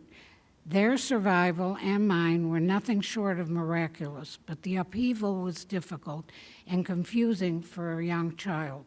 Soon after, our lives were upended again, as my mother and I began our lives over yet again, this time in a place where we did not speak the language and knew no one. And why did all of these things happen to my family? Why was my early childhood so different from what we think of as normal? not because of anything we had said or done, but because of who we were. Because my parents, grandparents, and countless generations of my family were Jewish, we were targeted. We were taken from our homes or forced into hiding and separated from our loved ones. Anti-Semitic hatred was allowed to grow and spread unchecked. My family was in some ways luckier than many. Even so, we were targeted and victimized because of who we were while the world stood by and watched. Please learn from my family's experience. Remember what happened to us and so many others, and think about what you can do to prevent something similar from happening to someone else. Thank you. Thank you.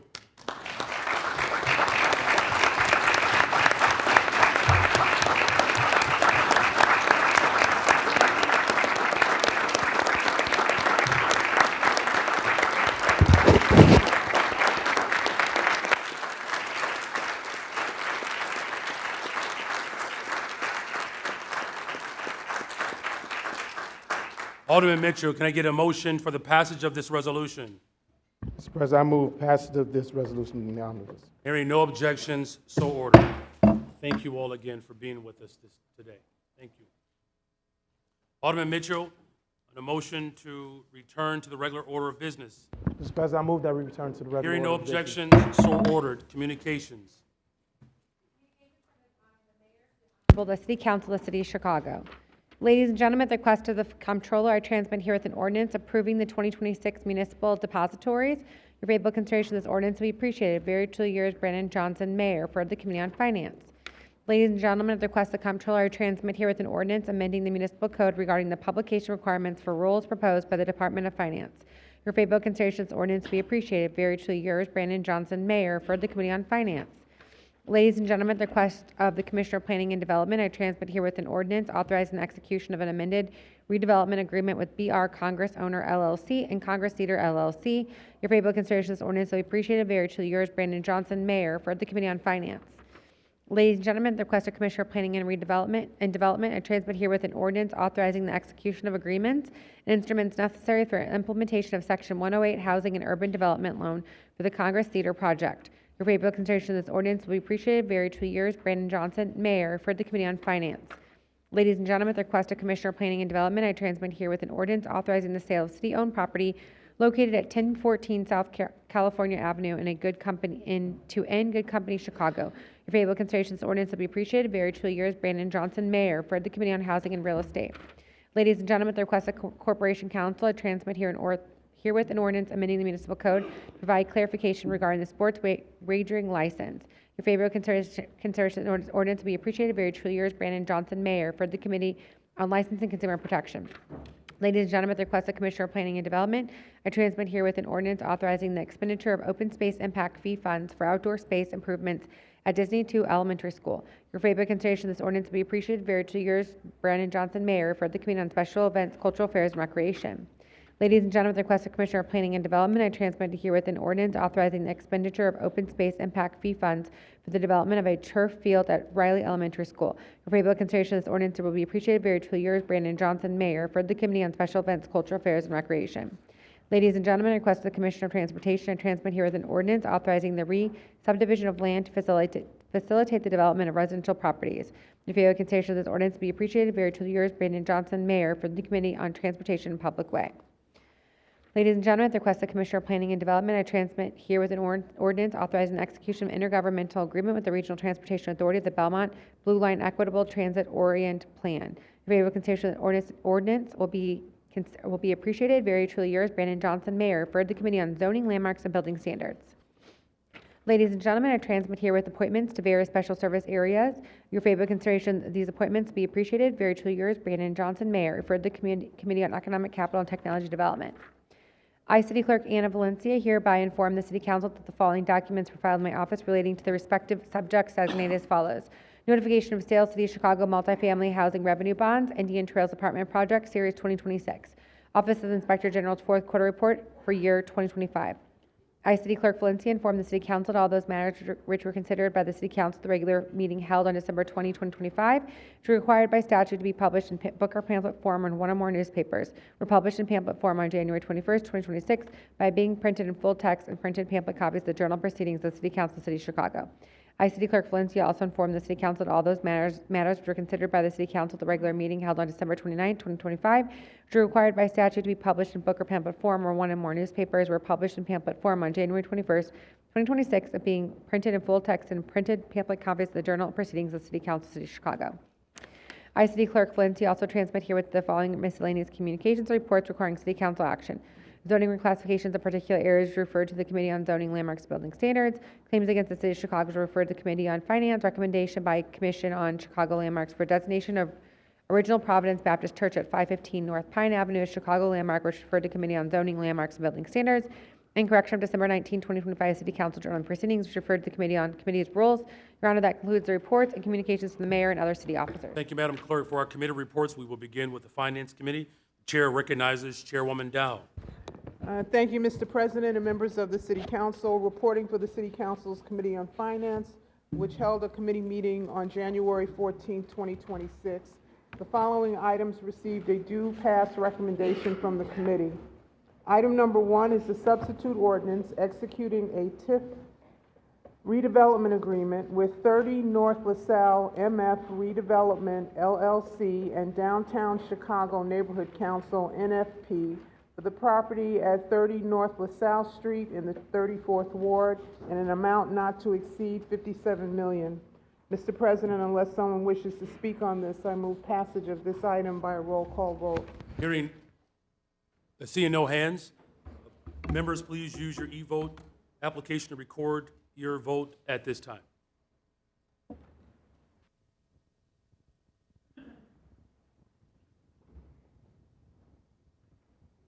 The voting is now open. The voting is now open. Please use your e-device. The voting is now open.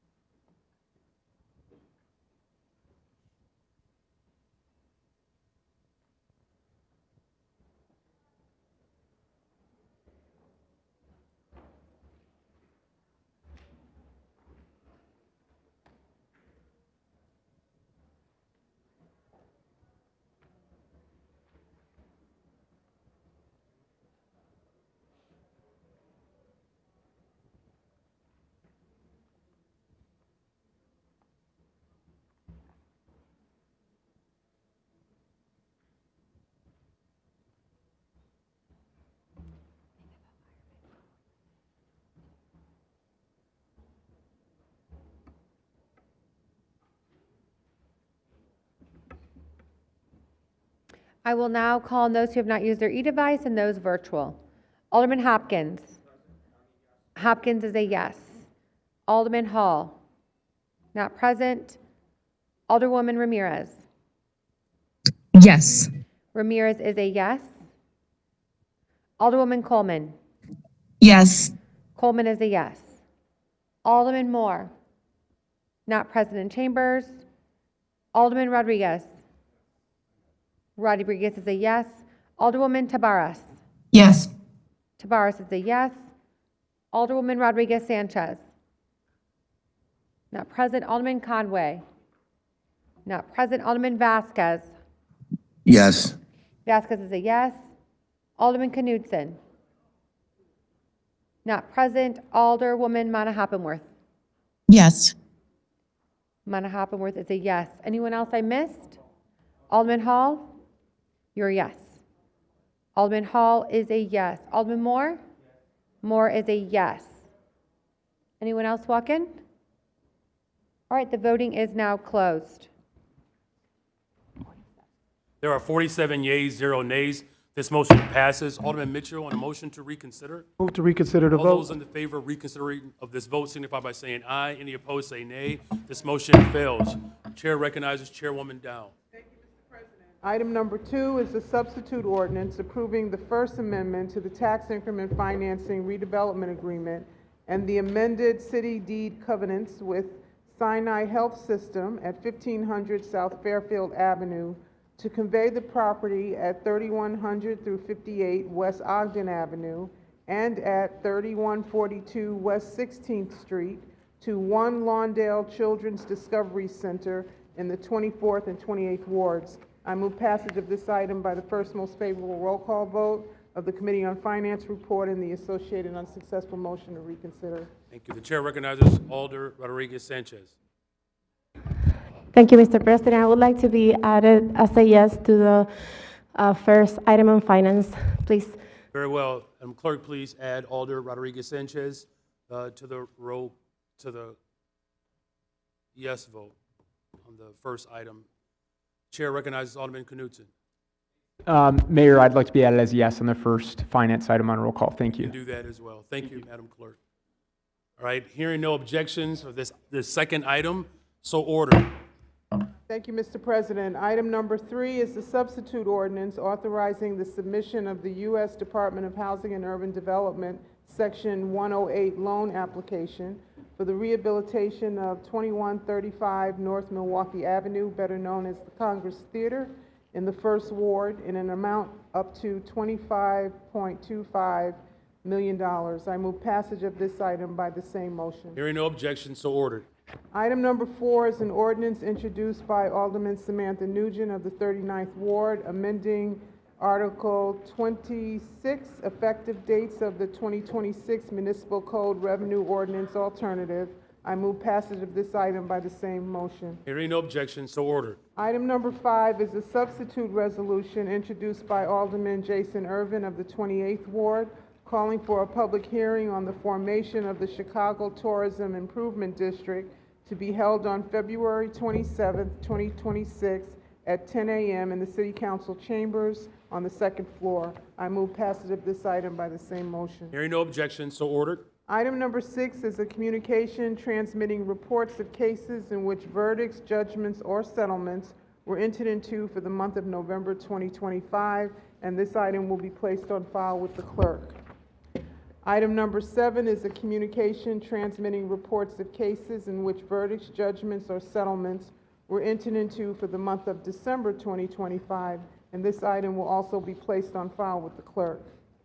Item number 8A is an ordinance authorizing the Corporation Council to enter into and execute a settlement order in the case of Nicholas Santos versus City of Chicago, case number 21C5327, in the amount of $162,500.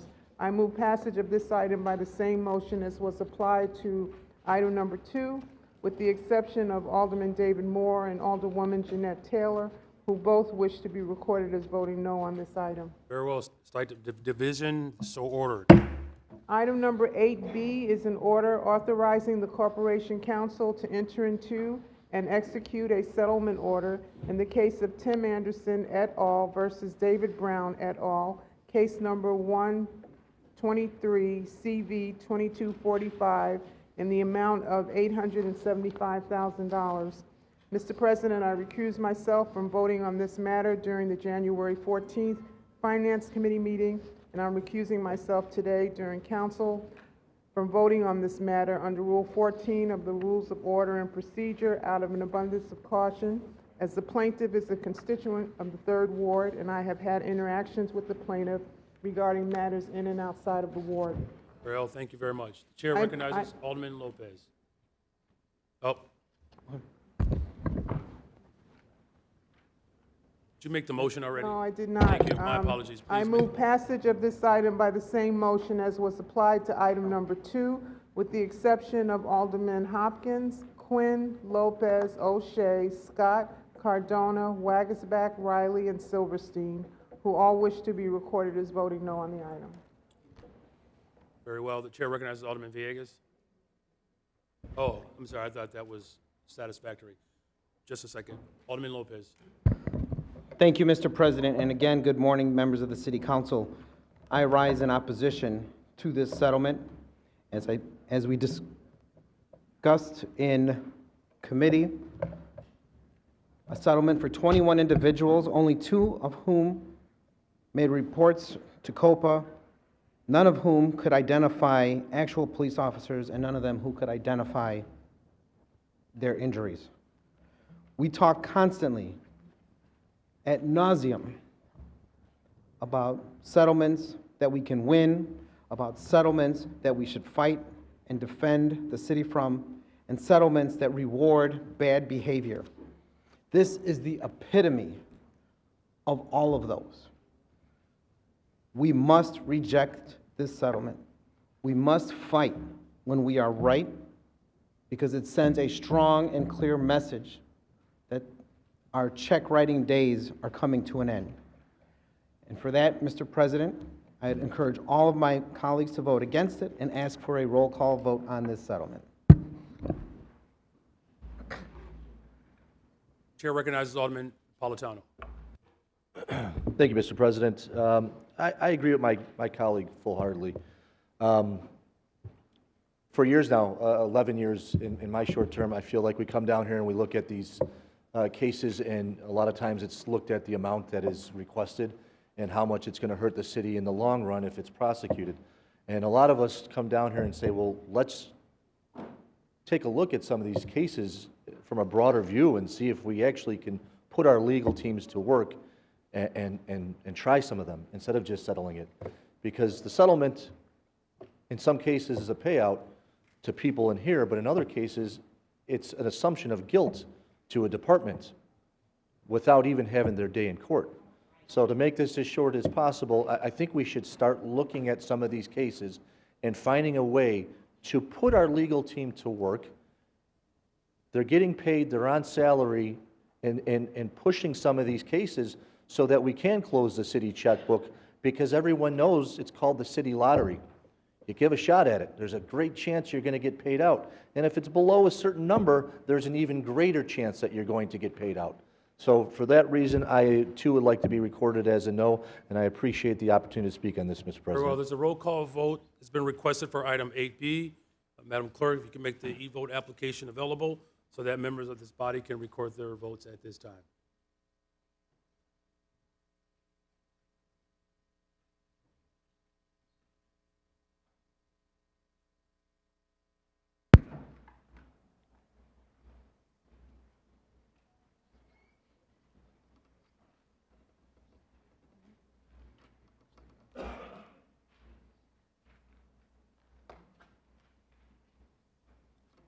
The voting is now open. The voting is now open. Please use your e-device. The voting is now open.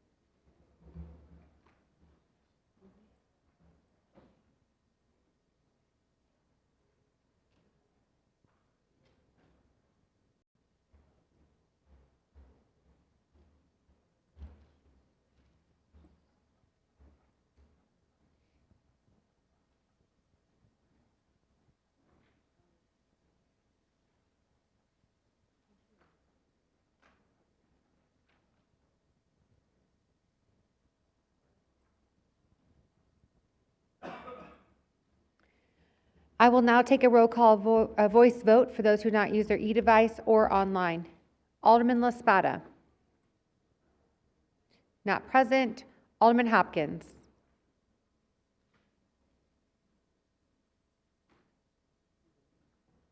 Oh, did it not go through? Oh, there it is. Okay. Alderwoman Ramirez. Yes. Ramirez is a yes. Alderwoman Coleman. Alderwoman Coleman. Alderwoman Tabaras.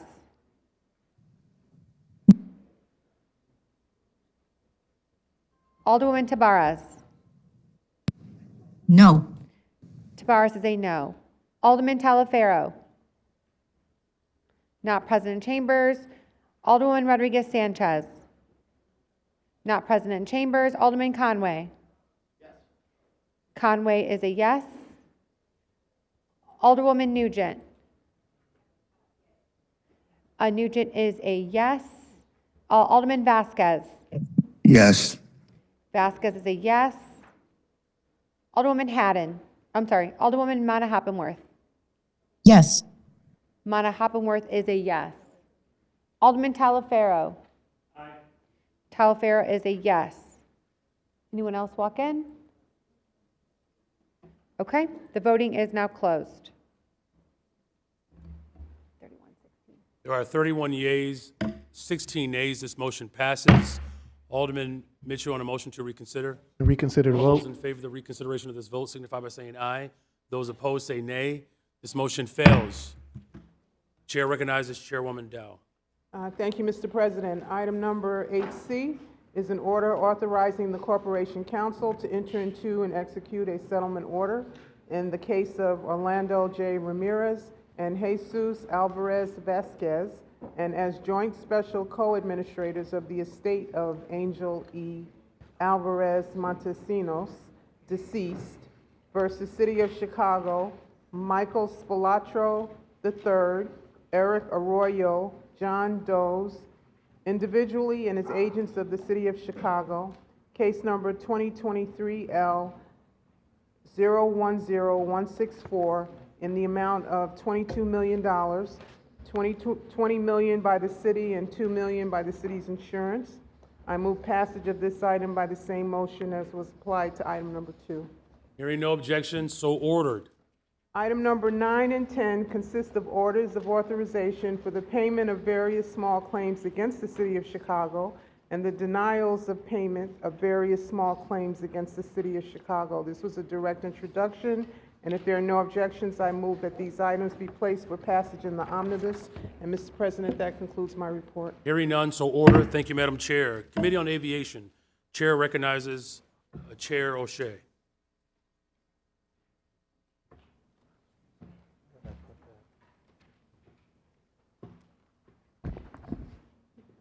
Mr. President, members of the City Council, reporting of your Committee on Aviation, which held a meeting on Tuesday, January 20th, 2026.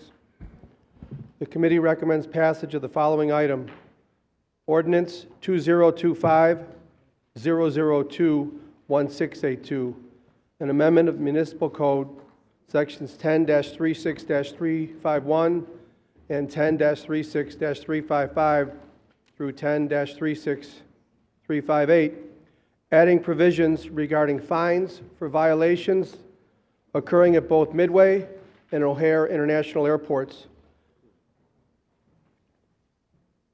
Very well. I move passage of this ordinance by the first favorable roll call vote of the Committee on Finance and associated unsuccessful motion to reconsider. Hearing no objection, so ordered. Mr. President, this concludes my report. Thank you, Mr. Chair. For the Committee on Budget and Government Operations, Chair recognizes Chairman Irvin.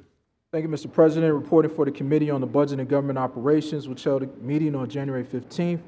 The committee has a series of reports recommending passage of the following items. Items 1 and 2 are communications recommending the appointments of Jacqueline Rosa and John Dale Van Slyke, each as a member of the Chicago Public Library Board. I move passage of these items by the first favorable roll call vote of the Committee on Finance and the associated unsuccessful motion to reconsider. Hearing no objection, so ordered.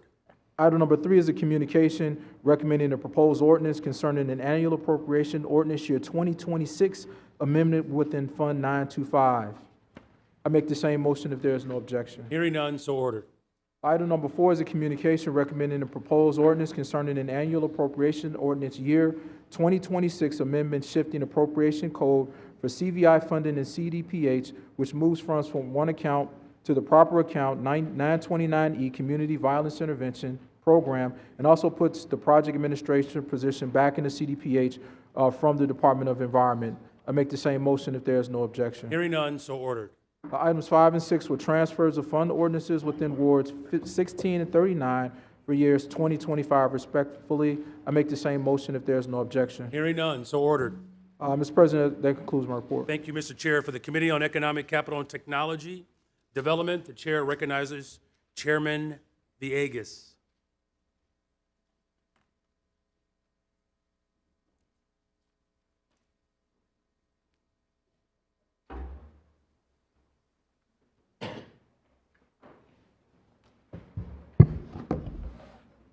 Good afternoon, Mr. President, members of the City Council. Reporting for the Committee on Economic, Capital, and Technology Development, which met on Tuesday, January 31st. The committee held a meeting to recommend passage of the following items. Item 1 on the report is an appointment of Sergio Candelaria to the Community Development Commission.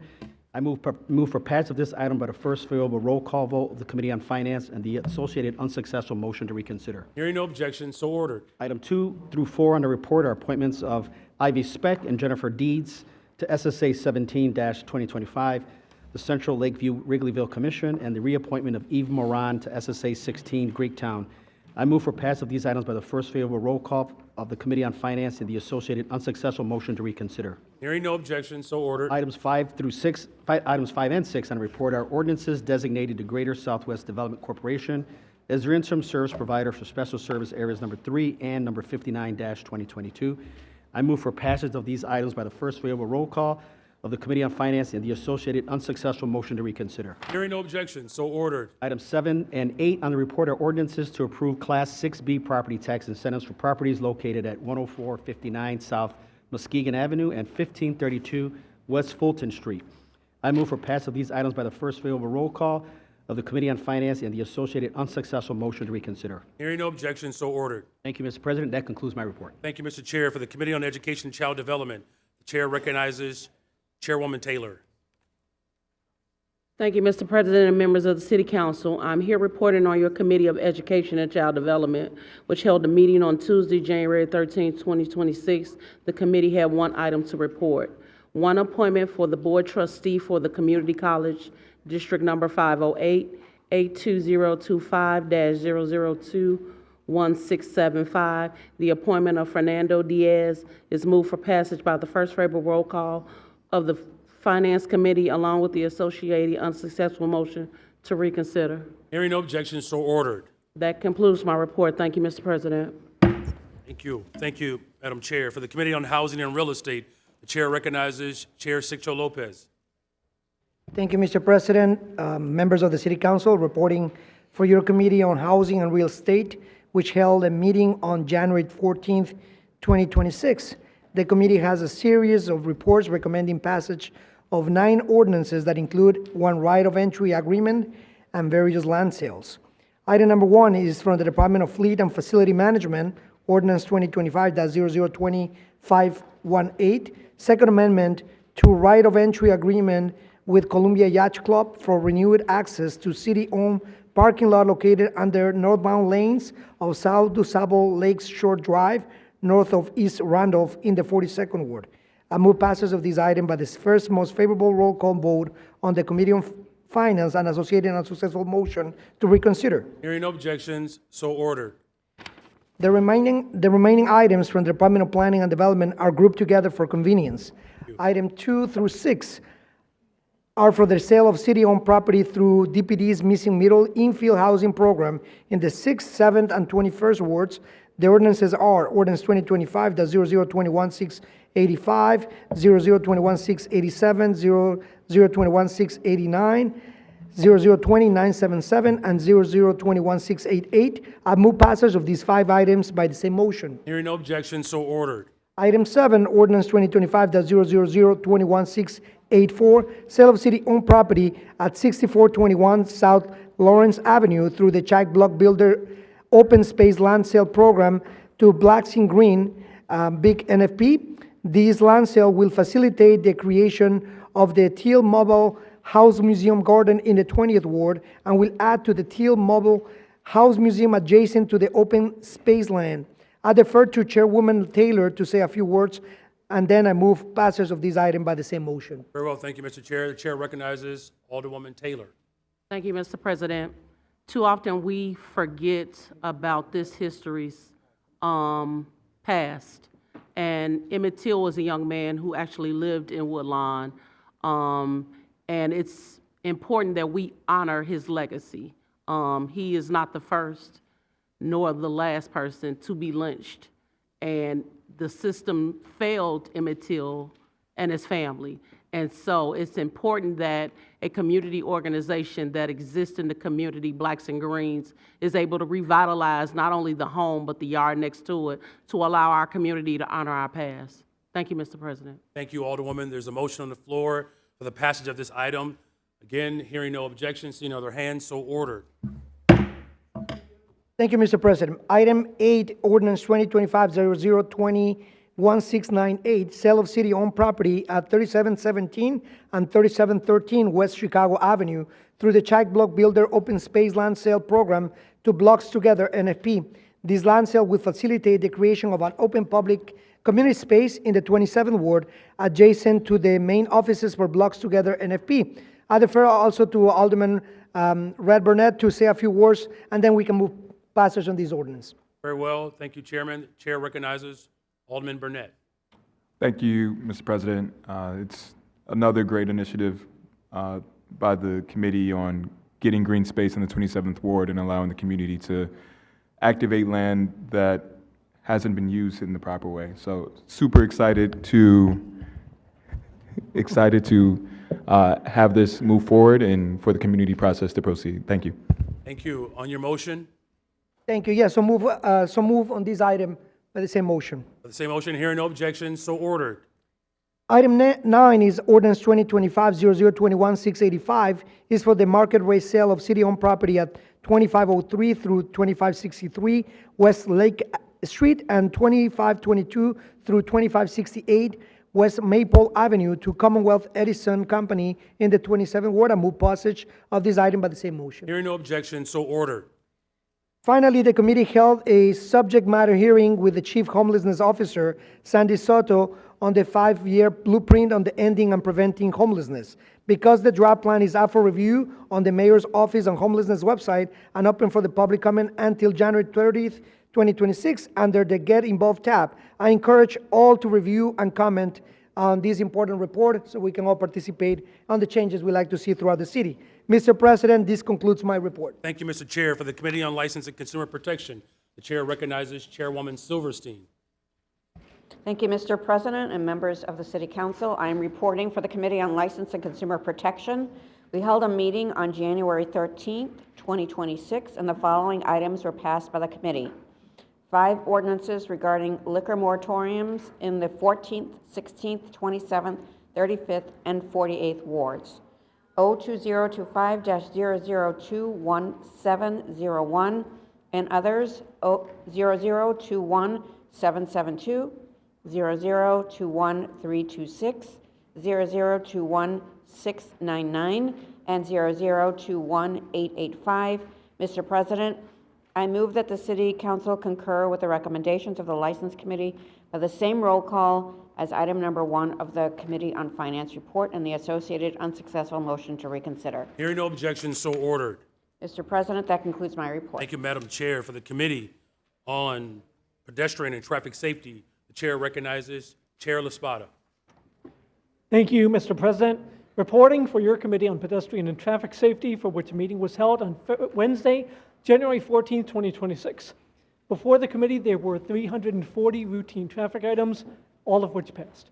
If there are no objections, I move passage of these 340 routine traffic items by the first most favorable roll call from the Committee on Finance and the associated unsuccessful motion to reconsider the vote. Hearing none, so ordered. That concludes my report. Thank you. For the Committee on Public Safety, Chair recognizes Chairman Hopkins. Thank you, Mr. President. Reporting for your Committee on Public Safety, which held meetings on Wednesday, January 7th and Tuesday, January 20th of 2026. Committee recommends passage of the following items. Item 1, approval of the November Rule 45 report. Item 2 is Ordinance 21898, amending Municipal Code Section 181622 regarding declaration of time and site curfew for mass gatherings and custody procedures. We have a substitute for that matter, which is before you now. I would move to accept the substitute at this time, following which we'll provide an explanation. Very well. There's a motion on the floor to accept the substitute to the second item. It's been moved. All those in favor signify by saying aye. Aye. Any opposed say nay. This motion passes. Chair recognizes Chairman Hopkins. Thank you, Mr. President. The first change that you will note is in the title. All the appropriate sections remain the same, but the title has been changed from a time and site curfew for mass gatherings to a declaration of disruptive youth gatherings. That's significant because the problem with the time and site gatherings is endemic in the name, time and site. The weakness of that proposal is simply this: if you declare in advance a curfew that applies to a specific time and a specific site, and the teen trend decides, as teens often do, to change the time or move the site, the entire curfew application is voided at that moment. I'll give you a specific example which actually happened a couple of summers ago in Alderman Robinson's ward. There was a teen trend that was advertised for 31st Street Beach. The teens got there and for whatever reason decided later to go to 35th Street. If you had a curfew that was a time and site application for 31st Street Beach, it would be null and void and could not be used by the police for its intended purpose at that new location. Obviously, the same thing would apply if the teen trend is advertised at 6 p.m. and everybody's late and it doesn't start till 8 p.m. You have a different time than what was announced in the time and site curfew. It would be unable to be used.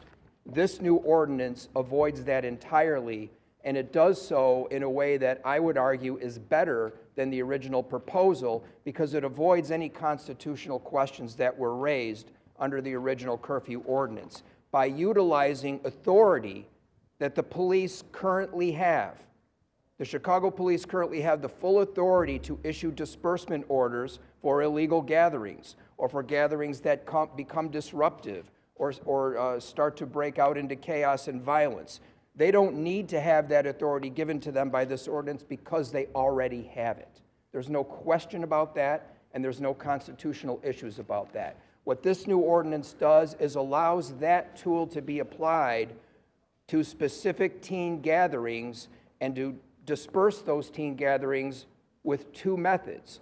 The first method was successfully employed on New Year's Eve to communicate the fact that we are aware of a planned teen gathering and will not allow it to occur for all the reasons laid out in the curfew ordinance because of the potential for violence, which we've seen. A life was lost just last month because of the potential for criminal activity and chaos and disruption.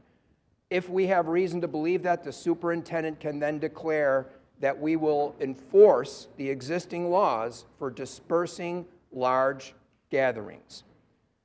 The second piece of that is if the large gathering occurs anyway, the superintendent and his designated officers, using the rank of sergeant and higher, can order a dispersal of that crowd, and anyone who fails to comply with that order can be taken into custody. If they are minors, they will be taken into custody similar to curfew custody, exactly the same way we do it now. They'll be brought down to the station and released to a parent or guardian. No arrest, no mugshots, no fingerprints, no booking. Exactly the same way that it functions now. This is a vastly superior tool to the one that was initially proffered. It avoids the constitutional questions, and it gives the Chicago police maximum flexibility to respond to events as they occur and to not be locked in to enforcing dispersal orders at only a specific time and only a specific place. I would move approval of the substitute at this time, and if no one wishes to speak, but I see someone does. Okay, the chair recognizes Alderman O'Shea. Thank you, Mr. President. I'm uncomfortable with what's being put before us here on the fly. What I just heard sounds like we're opening up the city of Chicago for more litigation. If we've got a situation downtown like we did a few weeks ago, where a child went to the morgue instead of going home, what does this do to prevent that from happening? It would appear to me what I'm reading is that this is just something to placate. What does this do that gives the Chicago Police Department a tool to help them prevent another kid from getting shot and killed in a gang conflict downtown Chicago? The superintendent's dispersal order? That sounds to me like, go to the corner, young man, for the rest of class today. I'm uncomfortable with it. Is anybody else uncomfortable with this? What we clearly have is a very serious public safety crisis downtown, repeatedly. This came out 5 minutes ago. When every one of us talks repeatedly about what are we doing to protect children in our city.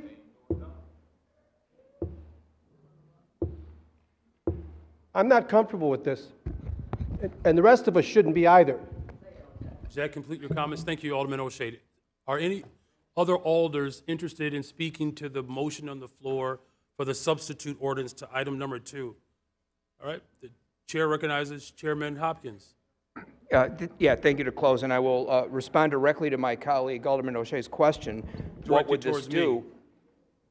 This would do exactly the same thing that the curfew ordinance would have done in that scenario.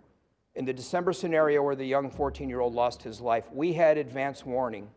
We knew that that teen trend was publicized on social media.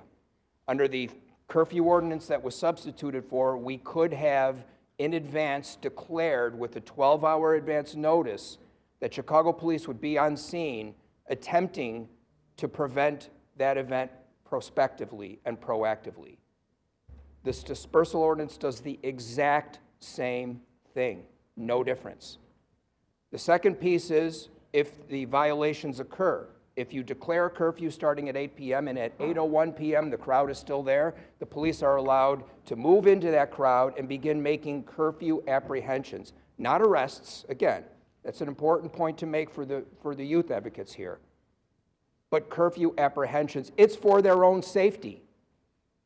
If 14-year-old Amani Floyd had been taken into protective custody, he would be alive today. Unfortunately, we did not have that tool. This tool would function exactly the same. A dispersal order for a targeted group of youth would be for their own protection as much as for the protection of society at large. This is a superior tool to the curfew ordinance, and it will function exactly as the curfew ordinance was intended, only with greater flexibility. Thank you. I move approval of the substitute. The chair recognizes Alderman O'Shea. We're calling this an apprehension? So we're taking children and we're putting them in a police station and we're making their parents come and get. What about unlawful detainment? What about the lawsuits that we continue to have meetings on and settlements and tens of millions of dollars in settlements? What happens when something goes sideways downtown and we apprehend a group of teenagers down there looking to create conflict, but they're held against their will for a parent that doesn't show up for 12 hours or 18 hours? Because that's what's happening a lot of times. An apprehension? That sounds like litigation. We got plenty of lawyers in this room. Doesn't that sound like litigation that we're opening ourselves up for more settlements, when the police department is just doing what legislation we're passing? Thank you, Alderman O'Shea. The chair recognizes Alderwoman Nugent. Thank you, Mr. President. And I want to thank Alderman Hopkins for his work on this tirelessly over the last few months. However, as this version is different than what was moved out of committee, I would respectfully request if my colleague would perhaps give us a little more time to review this before moving it today. Thank you, Mr. Chair. Chair recognizes Chairman Hopkins. Yes, as the motion to substitute has already passed and the matter is pending, I will hold it for the time being and revisit it at the next meeting. Very well, the chair has decided to hold this item. Is there any other business in this committee, Chairman? Yes, Mr. President. Item number 3 is Ordinance 19984, amending Municipal Code Chapter 610 by modifying Sections 610 and 620 to include anti-Semitism and discrimination in the Chicago City Council Declaration of General Rights. If no one wishes to speak, I move passage by the first most favorable roll call of the Committee on Finance and associated motion to reconsider. Seeing no hands, hearing no objections, so ordered. Item number 4 is Resolution R1997, calling for condemnation of acts of violence, intimidation, or harassment targeting individuals based on political or religious beliefs. If no one wishes to speak, I move passage of this resolution by the first most favorable roll call of the Committee on Finance and associated unsuccessful motion to reconsider. Chair recognizes Alderman Gardner. Thank you. Thank you, Mr. President. I first introduced this resolution in September of 2025, roughly 4 months ago. I'm happy to see that it was presented, passed through committee. For those who didn't get a chance to see it or read it, I will briefly go over some of it. And it basically says that we, as Chicagoans, we celebrate our diversity, our freedom of expression. We celebrate the expression of political or religious beliefs that is protected by our Constitution. That we forbid harassment, intimidation, and violence directed towards individuals based on their political or religious views, which have become, unfortunately, increasingly common across our nation. It's very ironic that this resolution is finally in front of the full City Council. In this resolution, I talked about how important it is, the urgent need to reaffirm that this agreement must never escalate into harm, that condemning such violence is not an endorsement of any particular viewpoint, but rather a defense of the right of all people, regardless of ideology or creed, to live and speak freely without fear of harm. We condemn the assassinations of Republican and conservative influencer Charlie Kirk and Democrat and former Minnesota House Speaker Melissa Hortman, as well as all acts of violence, intimidation, or harassment targeting individuals on the basis of their political or religious beliefs. That is upholding our constitutional rights of free speech, peaceful assembly, and religious liberty for all Chicagoans. This resolution does not limit your First Amendment right. It uplifts it, which includes the right to worship whichever God you so choose without fear of harassment and intimidation. Ladies and gentlemen, colleagues, what we witnessed on Sunday in Minnesota was a total disgrace at City's Church. And it was a violation of one's rights as Americans, as Christians, or any other religion you so choose to follow. We can agree or disagree on the immigration problem in this country, but what we cannot and will not tolerate are people trespassing in the houses of worship and berating worshipers, including women, children, elderly. In the reasoning, the pastor has something to do with ICE. That was the reasoning. But instead of organizing a protest on any of the other 6 days of the week, we decided to do it on the day that they worship, during the hour that they are worshiping. And we don't wait outside the building, we go inside the building and be as disrespectful as possible and get in the faces of these people as they're worshiping their God. One of these renegades, goes by the name of DeWolk Farmer, or William Kelly, felt it upon himself to call these God-fearing churchgoers white supremacists. Even Don Lemon got into the act. And then doubled down on his lawless act by stating he was being singled out because of his race and sexuality. The ironic part about all this, many of these worshipers actually helping these migrants or immigrants or people who are here illegally. In Proverbs 28 states, "Those who forsake instruction praise the wicked, but those who heed it resist them. Evildoers do not understand what is right, but those who seek the Lord understand it fully. Anyone who truly believes in a higher power knows that what those agitators did was wrong. It was evil. I ask you to join me in condemning that type of harassment, regardless of your political stance. And as leaders within this city, take a stand. Take a stand against these type of acts. It's okay to come out and talk about it, even if your political party says, don't talk about it. And if you stand against these acts of violence and harassment, please join me. Please join me as a co-sponsor. Don't be afraid. Be as bold as a lion. Yeah. Come out and talk about this and say, that's wrong what they're doing. That's evil what they're doing. Yeah. You come in and you get in the faces of women, you get in the faces of children, and you think somehow you're fighting for justice? You're not. You're not. It's wrong. I ask you to join me in condemning this behavior. Thank you. Thank you. The chair recognizes Alderman LaSpada.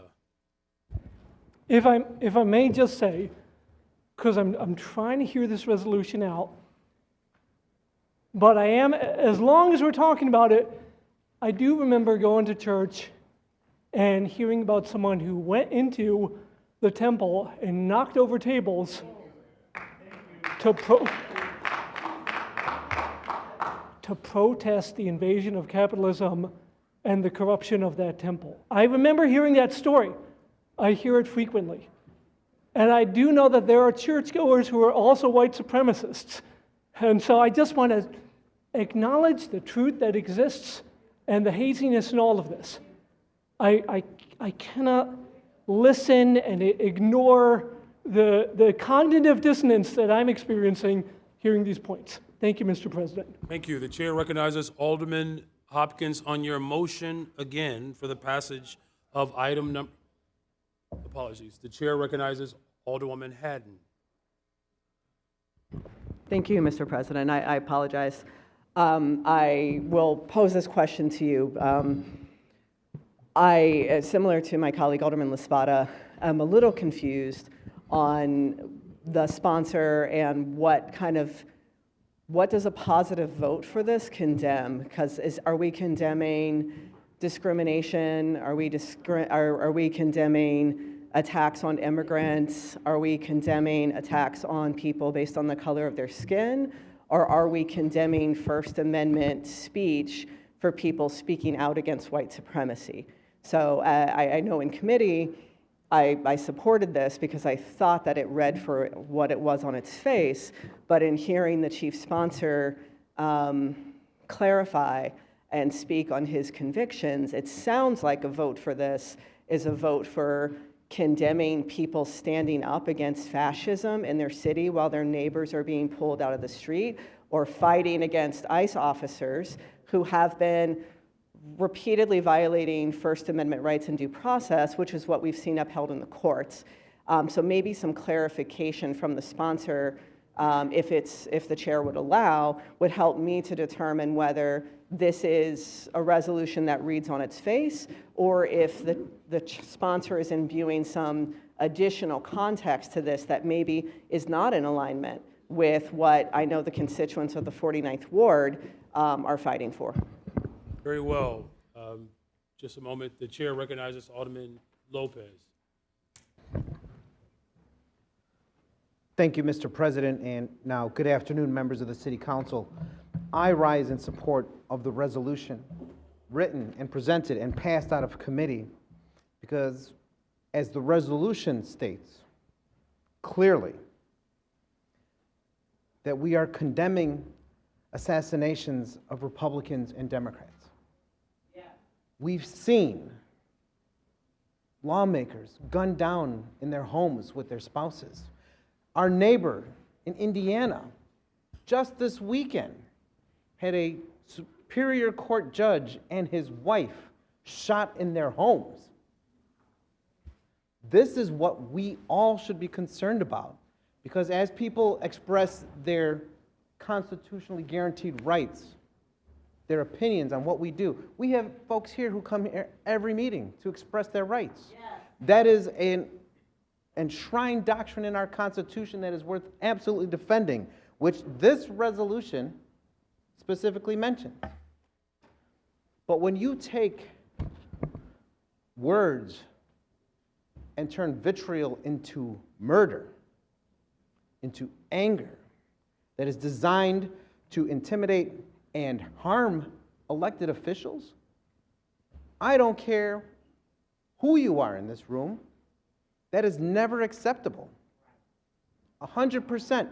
Whether you are to the left of me, to the right of me, above me, or below me, none of you should feel threatened simply because you think differently from individuals expressing their views. That is what this resolution calls on all of us to reaffirm, to commit to.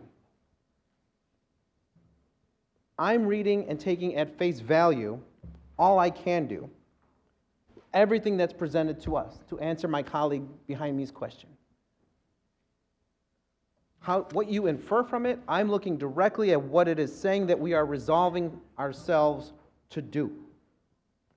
It says that we are condemning political assassinations, that we are upholding constitutional rights of free speech, peaceful assembly, and religious liberty. Show me by way of hands who's against that. That is what we are here for, that we are continuing constructive dialogue and peaceful engagement, and that we should share this with others throughout our city. That is what this resolution, as presented before this body, from this committee, says.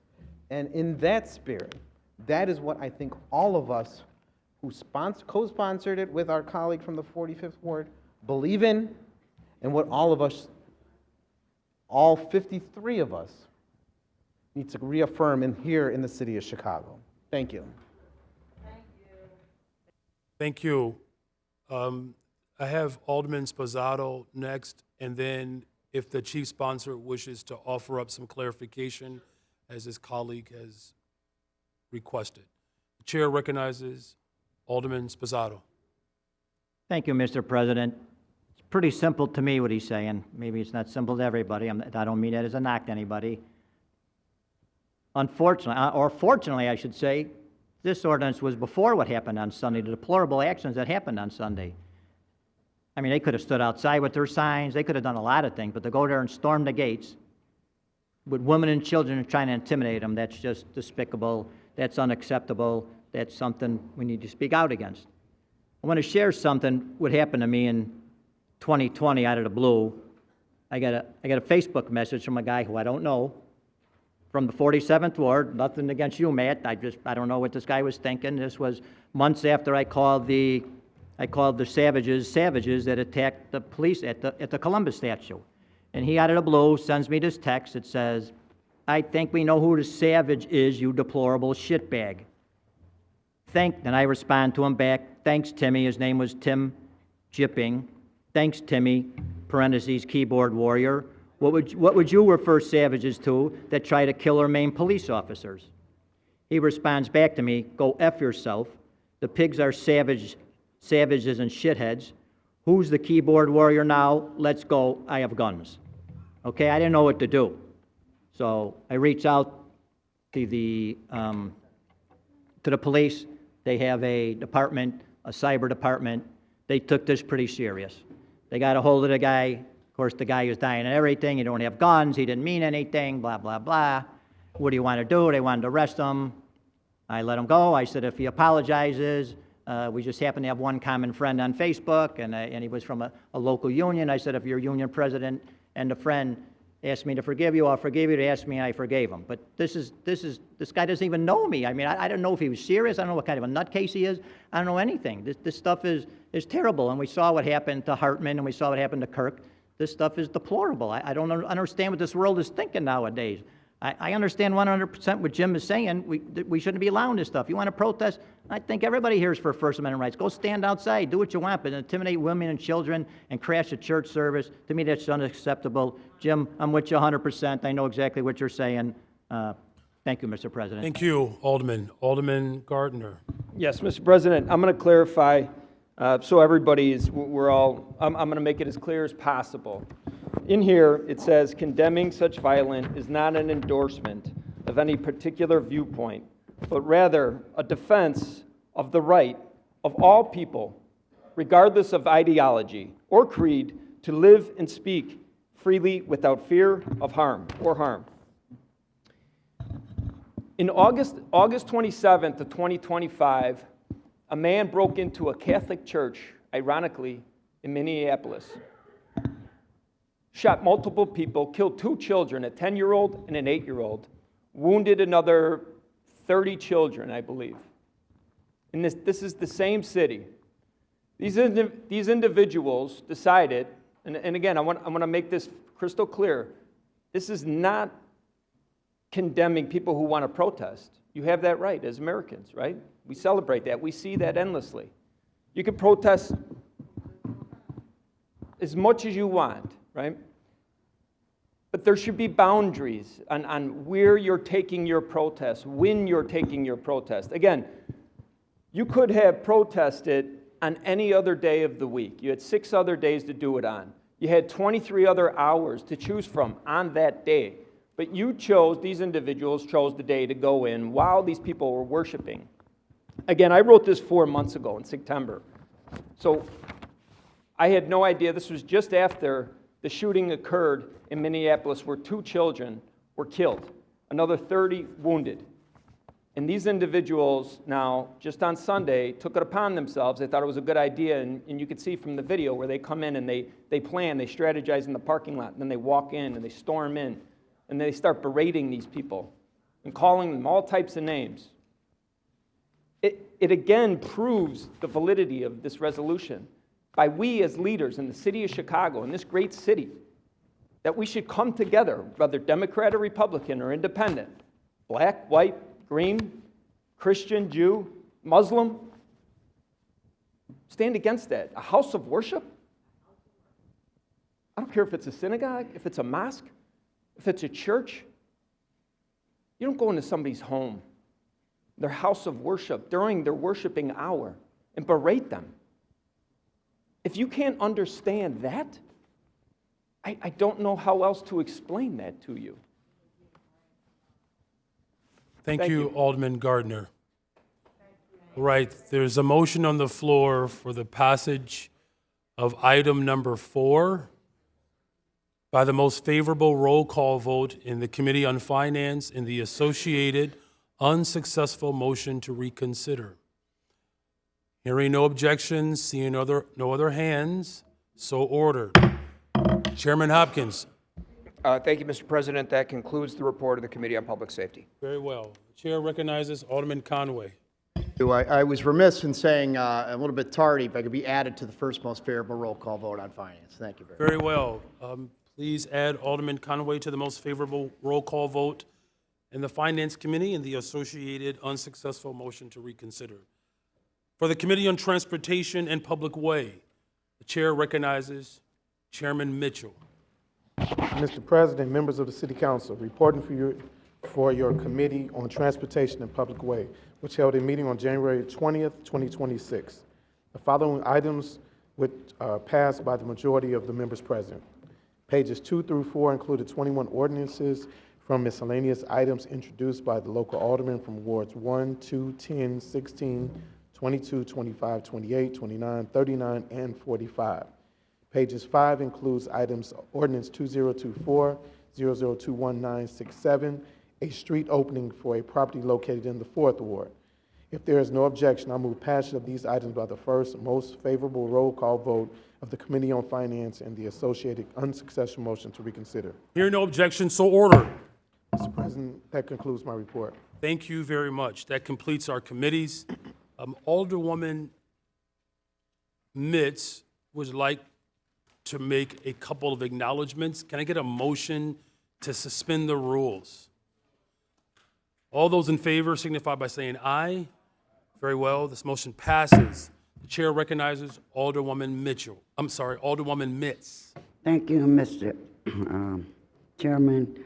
I wanted to acknowledge the fact that for the West Siders, Alderman Irvin, Alderman Talaferro,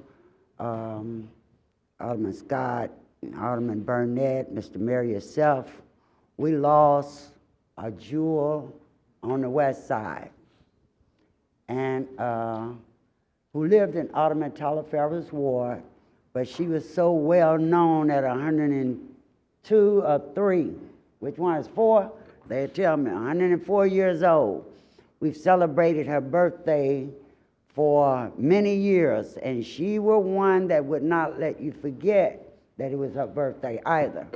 So I wanted to recognize her because she was not just known on the west side, she was known throughout the state of Illinois. You talk about legislation that's been passed. I've watched Miss Drummond, Lillian Drummond, take on every governor that went there if you start messing with the seniors, and particularly big on the LIHEAP program. Helped many seniors. Anybody from West Side knows Miss Drummond. But she fought a good fight. She left a legacy that all of us could look back on and say, hey, I hope I could do that.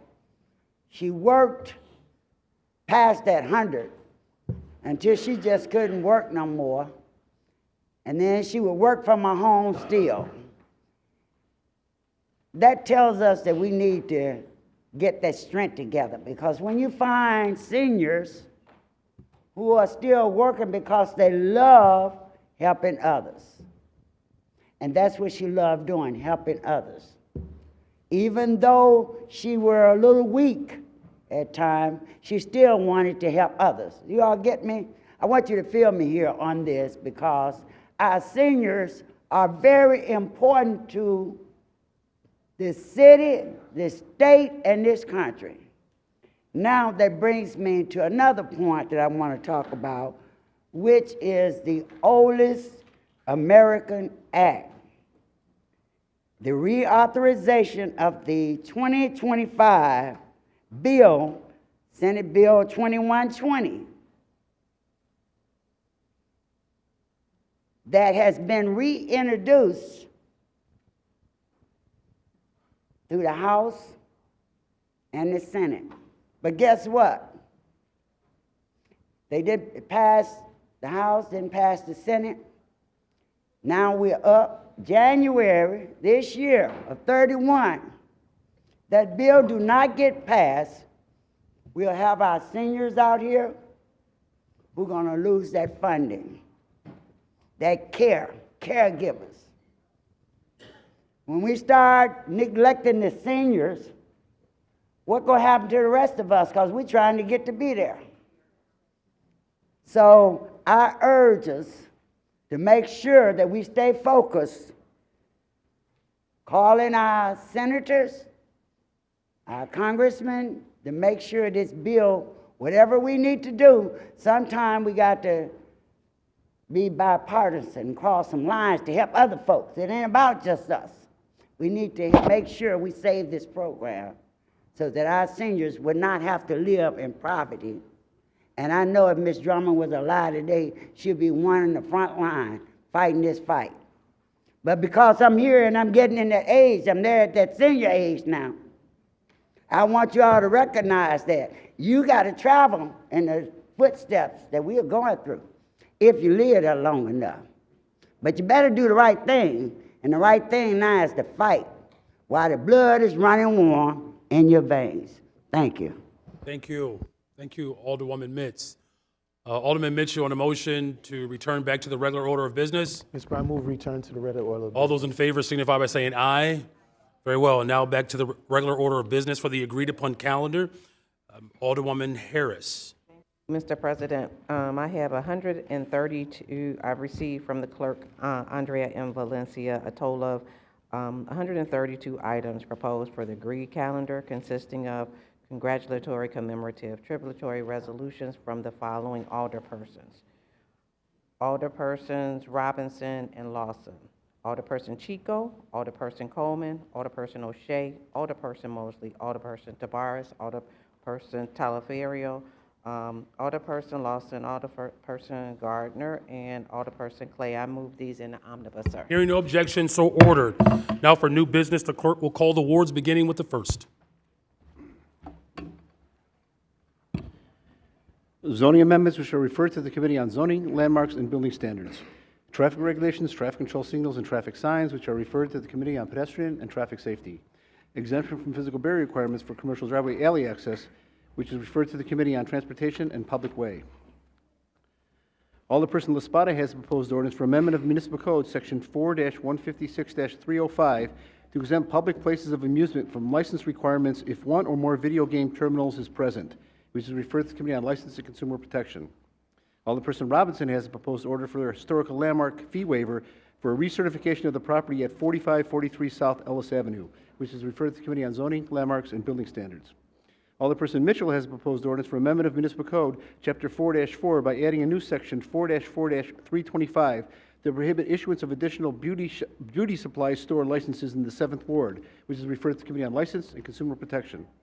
Alderperson Mitchell also has a proposed ordinance for amendment of Municipal Code, Chapter 4-4, by adding a new section 4-4-326 to prohibit issuance of additional convenience store licenses in the 7th Ward, which is referred to the Committee on License and Consumer Protection. Alderperson Mitchell also has proposed ordinance for amendment of Municipal Code, Section 4-64-515, by prohibiting issuance of additional new or renewal retail tobacco dealer licenses in the 7th Ward, which is referred to the Committee on License and Consumer Protection. Alderperson Mitchell also has proposed ordinance for amendment of Municipal Code, Section 4-108-080, by replacing in its entirety to prohibit sale of convenience items and motor fuel at filling stations between 10 p.m. and 6 a.m. in the 7th Ward, which is referred to the Committee on License and Consumer Protection. Alderperson Beal and others have proposed a resolution to call for the City Clerk to provide Illinois Gaming Board with certified copies of the City Council ordinance allowing video gaming terminals, which is referred to the Committee on Finance.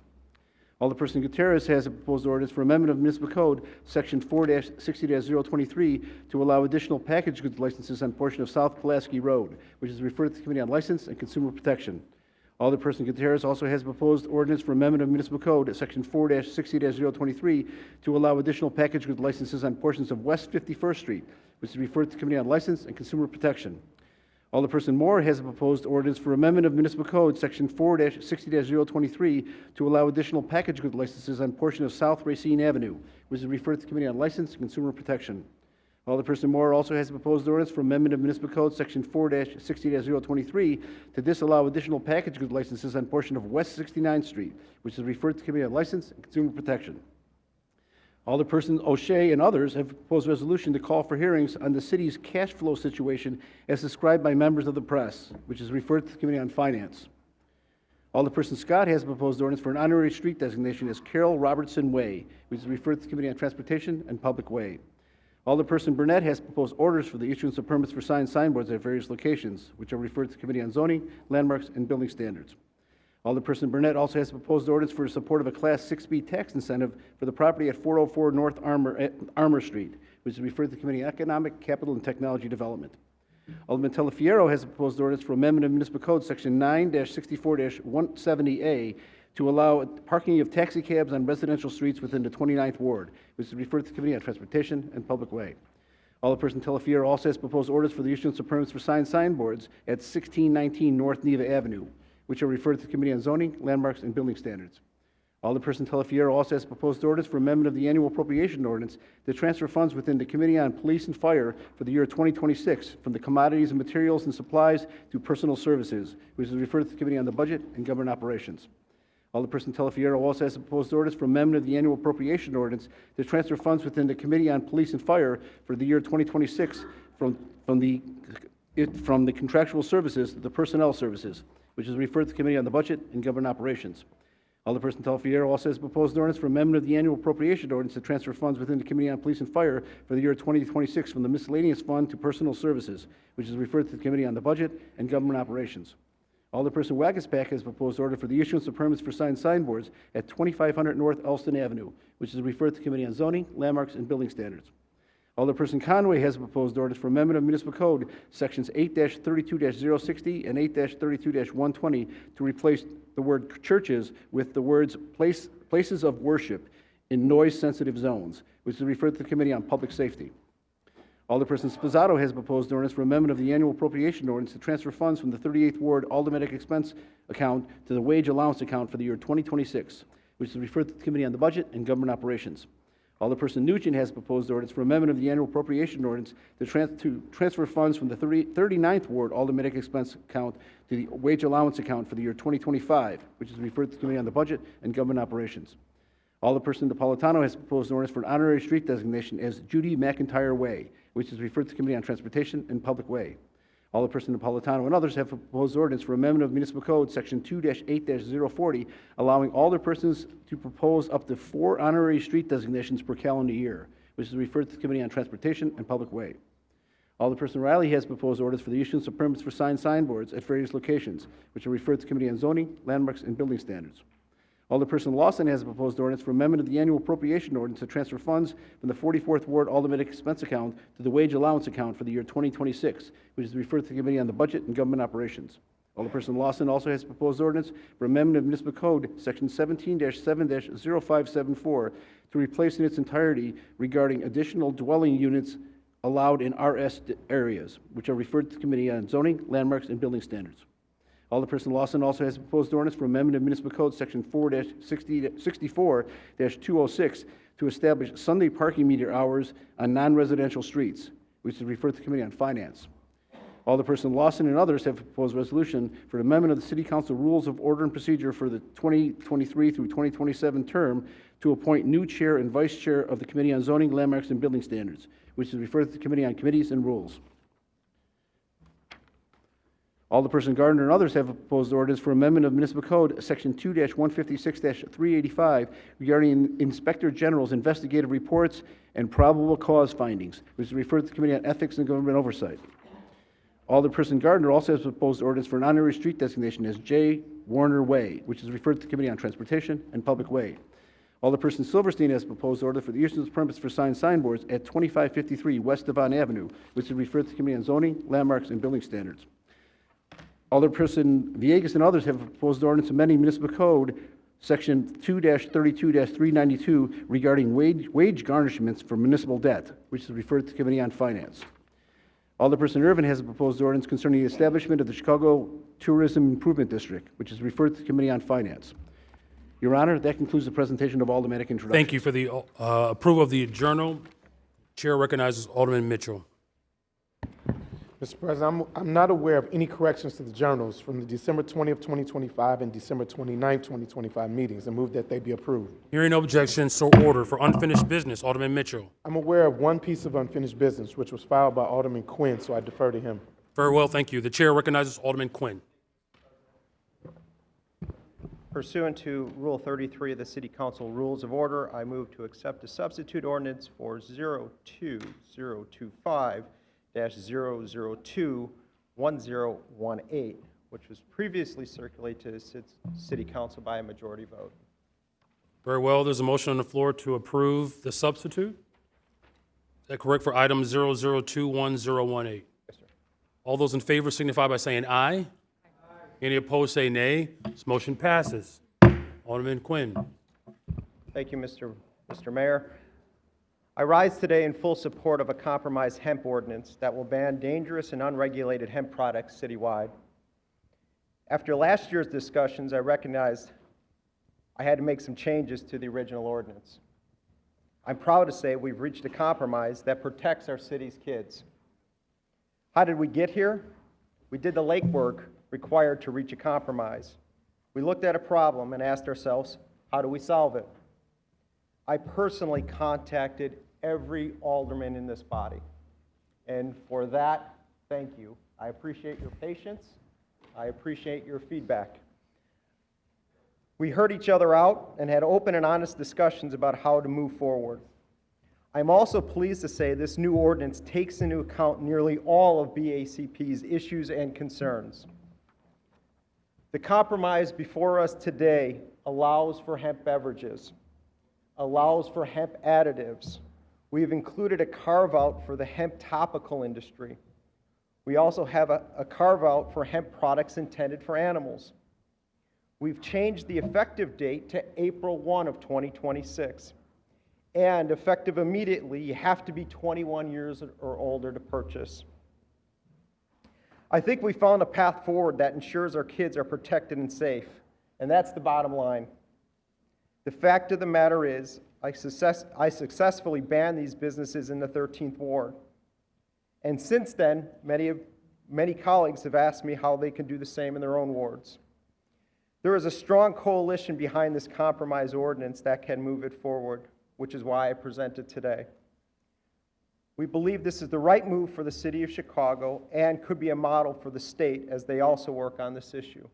Mr. Mayor, I ask for a roll call vote after debate. Thank you, sir. You're welcome. Chair recognizes Alderman Beal. Thank you, Mr. President. Mr. President, I rise to support this compromise and would like to congratulate my colleague on doing the hard work in order to reach this compromise. This has been a hot topic within the city of Chicago to make sure that we protect children. And that's what this has been all about from the very beginning, protecting our children and keeping them out of harm's way. And so listening to the industry, listening to your colleagues, listening to everybody to come up with this compromise, again, I would commend my colleague for continue to move forward, working together so we can do what's best for the city of Chicago. So thank you so much, and I'll be supporting this resolution. Chair recognizes Alderman O'Shea. Thank you, Mr. President. I too stand in support. I'd like to start out by thanking my colleague from the 13th Ward. Strong leadership on this, Alderman Quinn. You brought parties together, business affairs, the business community, colleagues that had concerns, and as has been stated multiple times here, this is about protecting children. I support this. I'd ask that everybody else consider supporting it. Nice work. Oh, one more thing. I'd also like to recognize Sam Toya, who helped broker some of these meetings and bring people together. Nice work. Chair recognizes Alderman Conway. I became very interested with hemp, thinking that they were normal candy. And there at that point in time, I was certainly in favor of regulation, but I was concerned about this ordinance when it first came up. I thought it was perhaps too broad. So I actually voted no on this in committee at the time, which it passed through. And then Alderman Quinn came to me and asked me a question that we don't often ask each other. He said, "Bill, what can I do to earn your support?" And I said, "Well, Marty, we're on a first name basis." I said, "Well, I think you should exempt lotion and beverages. I think you got to make it over 21 plus, and I think you need to change some language on enforceability, and on behalf of BACP, you probably ought to back up the effective date." Those are the four asks I had, and I obviously, as Alderman Quinn said, all of those things were done. So I really, I am in favor of this ordinance, and I want to thank you personally, Alderman Quinn, for your statesman-like action and behavior in putting this forward. Thank you very much. Chair recognizes Alderwoman Silverstein. Thank you, Mr. President. I too want to congratulate my colleague, Marty Quinn. This ordinance passed through the License Committee, and the original version we knew had some issues.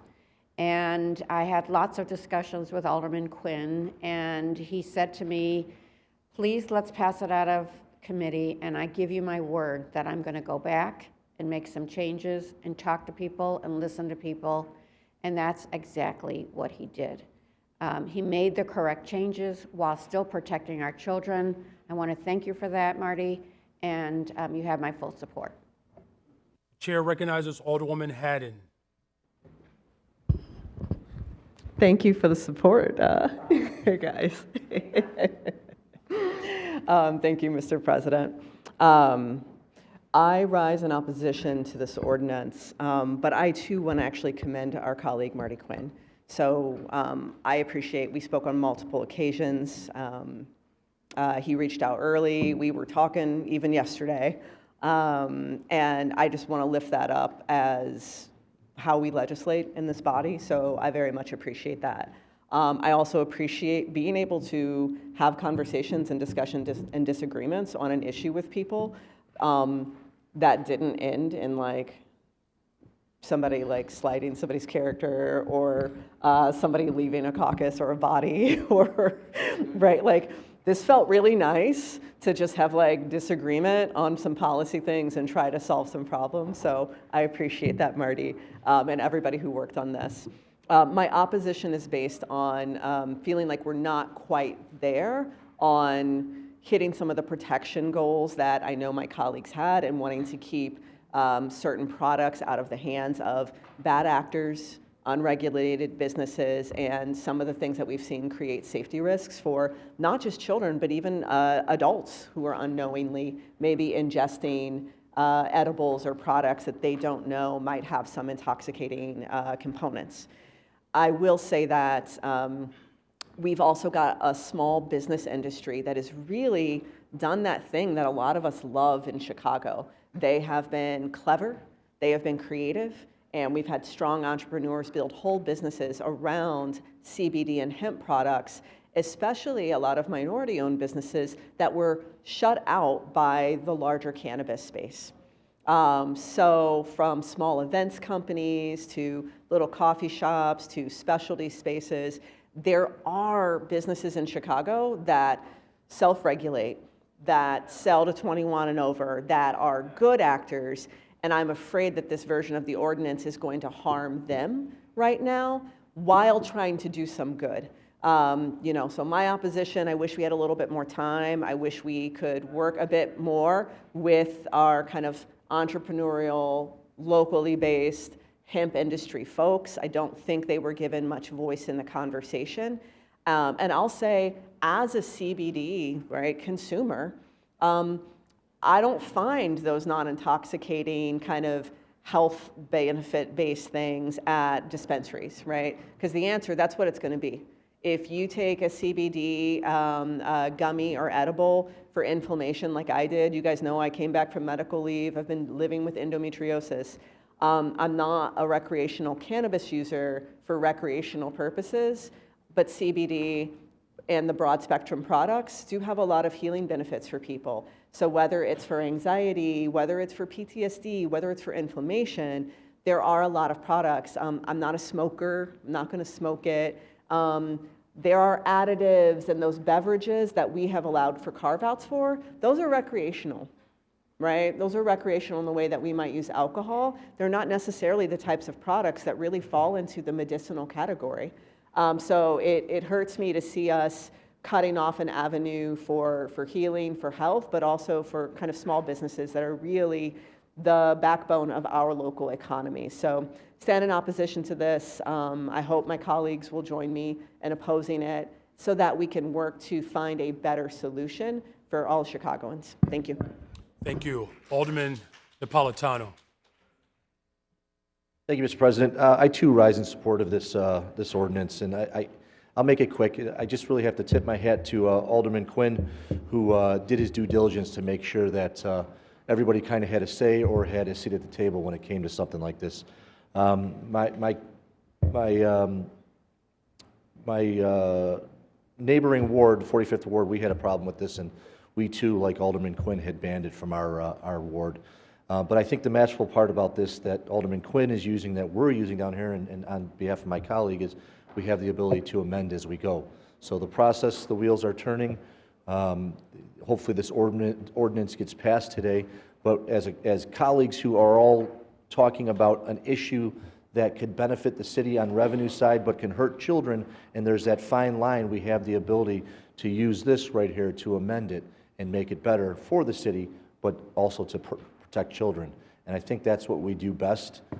There's a lot of us that have a saying down here that, you know, when you ask somebody to sign their ordinance, you say, this is the best thing I'm putting forward right now, but as colleagues, we can make it better in the future or the very next city council.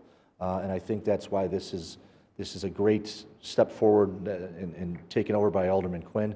And I appreciate all of you to support it, because I think we do have to put the negative side to this ahead of the benefit side right now, because the negative is affecting a lot of children. And it's kind of, in a sneaky way, it's done. So I really appreciate those who are supporting it, and those who aren't, let's find a way to make it better that it accommodates your wards and the whole entire city of Chicago as well. But thank you, Alderman Quinn, for a great job. And thank you for the opportunity, Mr. President. Thank you. Chair recognizes Alder Rodriguez Sanchez. Thank you, Mr. President. I want to echo the comments of my colleague Maria Haddon, but I also want to say that I wish that in this body we spend more time looking at best practices, looking at research, looking at creating evidence-based policy. Bans don't discourage people from seeking these products. They just put them in the black market. They are still going to be accessible. You are not necessarily protecting children just because you ban something. People can still have access. What you are doing is impeding these products being regulated, right? And I need us to think about that because it feels like in this council we do this so often. We want to look busy doing something. We want to tell people, I'm doing this because I hate that kids are being targeted. But the reality is that people are going to access these products. We're just not going to have control over it. So I'm very disappointed. I'm going to vote no on this item, and I really hope that we do better in this council. Chair recognizes Alderman Riley. Yeah, thank you, Mr. President, and I wanted to join the chorus of aldermen who are complimenting Alderman Quinn on the workmanlike fashion he went about collaborating. It's a word we use here a lot, collaboration, but Alderman Quinn actually exemplified that here. I was one of the aldermen who also had some concerns about the initial proposal, perhaps being a bit too broad, and I do think that the general consensus here is we don't want these types of dangerous products falling into the hands of kids. And when you have laced Doritos, and gummy bears and gum and all these sorts of things, bright colored packaging available unregulated in our corner stores and our gas stations, that's a real concern. And I think that Alderman Quinn has done a good job narrowing the focus here, while also listening to concerns from members of the restaurant and hospitality industry and others about keeping beverages available, topicals, many of the CBD products that my colleague mentioned are exempted here. Because there are health benefits that are associated with them, even for our pets. And so, as Alderman Napolitano said, there is certainly opportunity as we move forward to make tweaks and adjustments to this as we see fit. But I do think this is a good start as far as the regulatory regime goes. I think it does, for the most part, help us in our effort to keep these types of products away from kids that don't know better. So, thank you, Alderman Quinn, for the work you've done on this, and I appreciate you soliciting my opinion and the opinion of others here on the council. I'll be voting yes. Thank you, Mr. President. Thank you. Chair recognizes Alderman Sposato. Mr. President, congratulate my colleague. I originally, like my esteemed colleague from the 34th Ward, who I affectionately call Bill, I was also against it. Everything I have to say was already said, but I'm going to say it again anyways. Marty, you came up with a blueprint for all of us. Been here 15 years, started with you, and this was a great job working with everybody. So maybe you could print that up and give it to everybody, and for our next 16 months together, maybe we could all work together a little bit better. I hope to learn from what you did. And just a reminder to everybody, too, I mean, this is a working document. I'm willing to talk to some of these people. For every action, there's a reaction, and there's certainly no doubt that some people are affected by this negatively, but I think the positive is more than the negative. But I'm willing to hear from those of you that say we're doing the wrong thing, and I know Marty is. So just a great job. I support it now. Was a no, and now I'm a yes. But thank you very much, Mr. President. Thank you. The chair recognizes Alderman LaSpada. Hey, thank you very much, sir. Mr. President, Alderman Quinn, like I want to say, as others have, I cannot compliment you more in the process that you've gone about this with. I think you've been exceptionally collaborative, really open to feedback on this, even when we disagreed on the feedback. I think everyone in this room would agree that these products should not be sold to minors, that they should be regulated, that there should be responsible dosage limits on this. I think that the challenge for me was, and again, like Alderwoman Haddon spoke to this, but I'll speak to it from my perspective, talking to small businesses that sell infused baked goods, products that you eat, and soliciting their feedback on this. They are not the problem businesses in my ward. The products that they sell, they endeavor to regulate, and they want to be regulated. They have been consistently safe and responsible in my community. And I didn't know how to square with them that because it's all about ingestion. We talked about this earlier. It's all being digested, but it's legal if you drink it with a straw, and it's illegal if you chew it with your mouth. I can't square that. Like, what makes eating illegal and drinking legal? And I'm glad that there's the carve-out for the beverage industry. I couldn't square the rest. I could not square why I would take responsible, safe actors in my community and put them out of business. And again, like as someone who uses a hemp-derived CBD product for going to bed and actually having healthy sleep habits in my life, I could not square how that decision should be made illegal. So again, like I appreciate everything that you've brought forward and the manner that you've done it. I can't support this ordinance for those reasons. Thank you, sir. Thank you. Are there any other alders that wish to speak to this item? The chair recognizes Alderman Lopez. Thank you, Chairman, and good afternoon, members of the committee. Good afternoon. Of the council, excuse me. I rise in support of this, and many individuals have said that thanks to our colleague, obviously, for his collaboration, but I did listen to my businesses. And the problem that I had was that when I challenged my businesses and said, what amendment can we make that you can live with, no one gave me an answer. When we talk about the bad actors and the good actors, and there are plenty of people who are doing responsible things in there, but plenty of people who are not, we cannot forget that BACP, during hearings, said that they've had 0 enforcement actions. 0 when it comes to cannabis. You say that we can regulate this and do things better? We can't even do it right now. This measure, in my opinion, as I told my businesses, gives us a clean slate. Is it perfect for keeping good actors whole? No. But does it address the large-scale bad actors that we see? Yes. That's the starting point we need, in my opinion. I believe, as many of my colleagues have stated, that there are benefits to what is legally and helpful and responsibly obtained. Yes. But we have to figure out what that looks like. Because in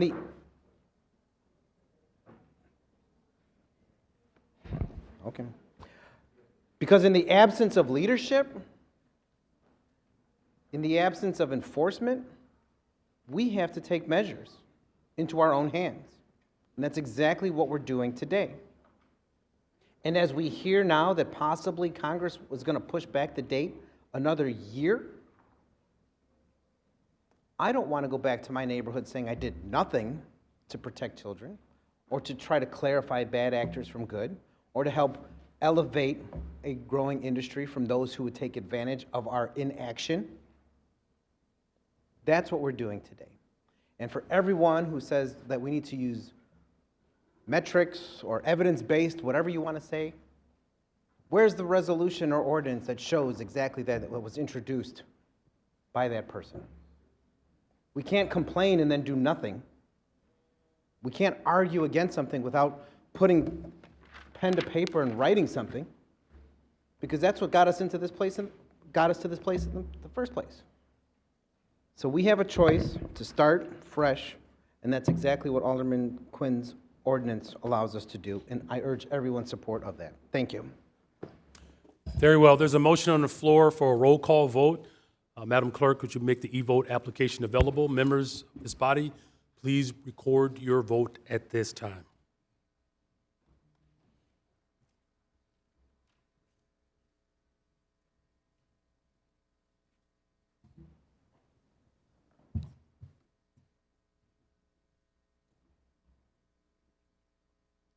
And the e-voting is open. The e-voting is open. Please use your e-device. The e-voting is now open.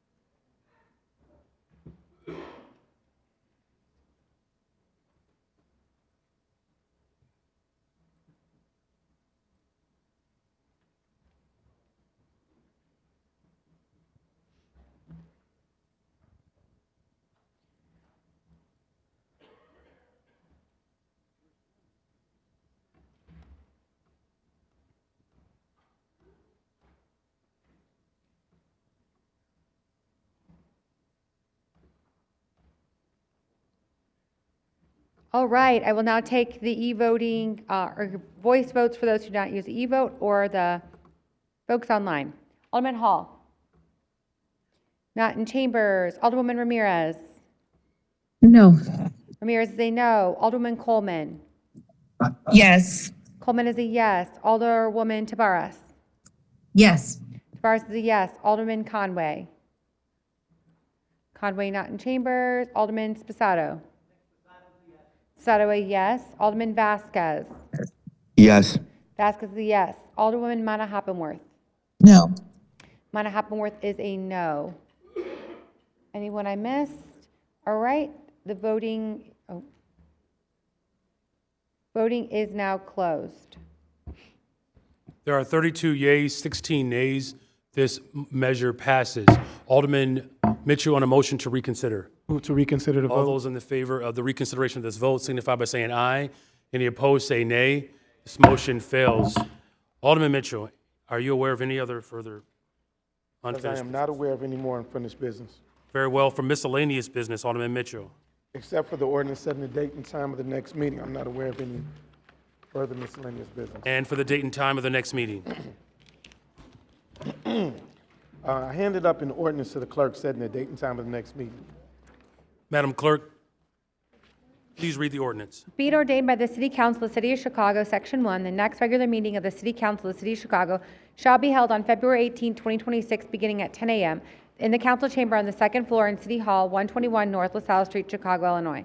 Section 2, this ordinance shall take effect and be enforced from and after its passage. Gregory Mitchell, Alderman, 7th Ward. Very well. Alderman Mitchell. I move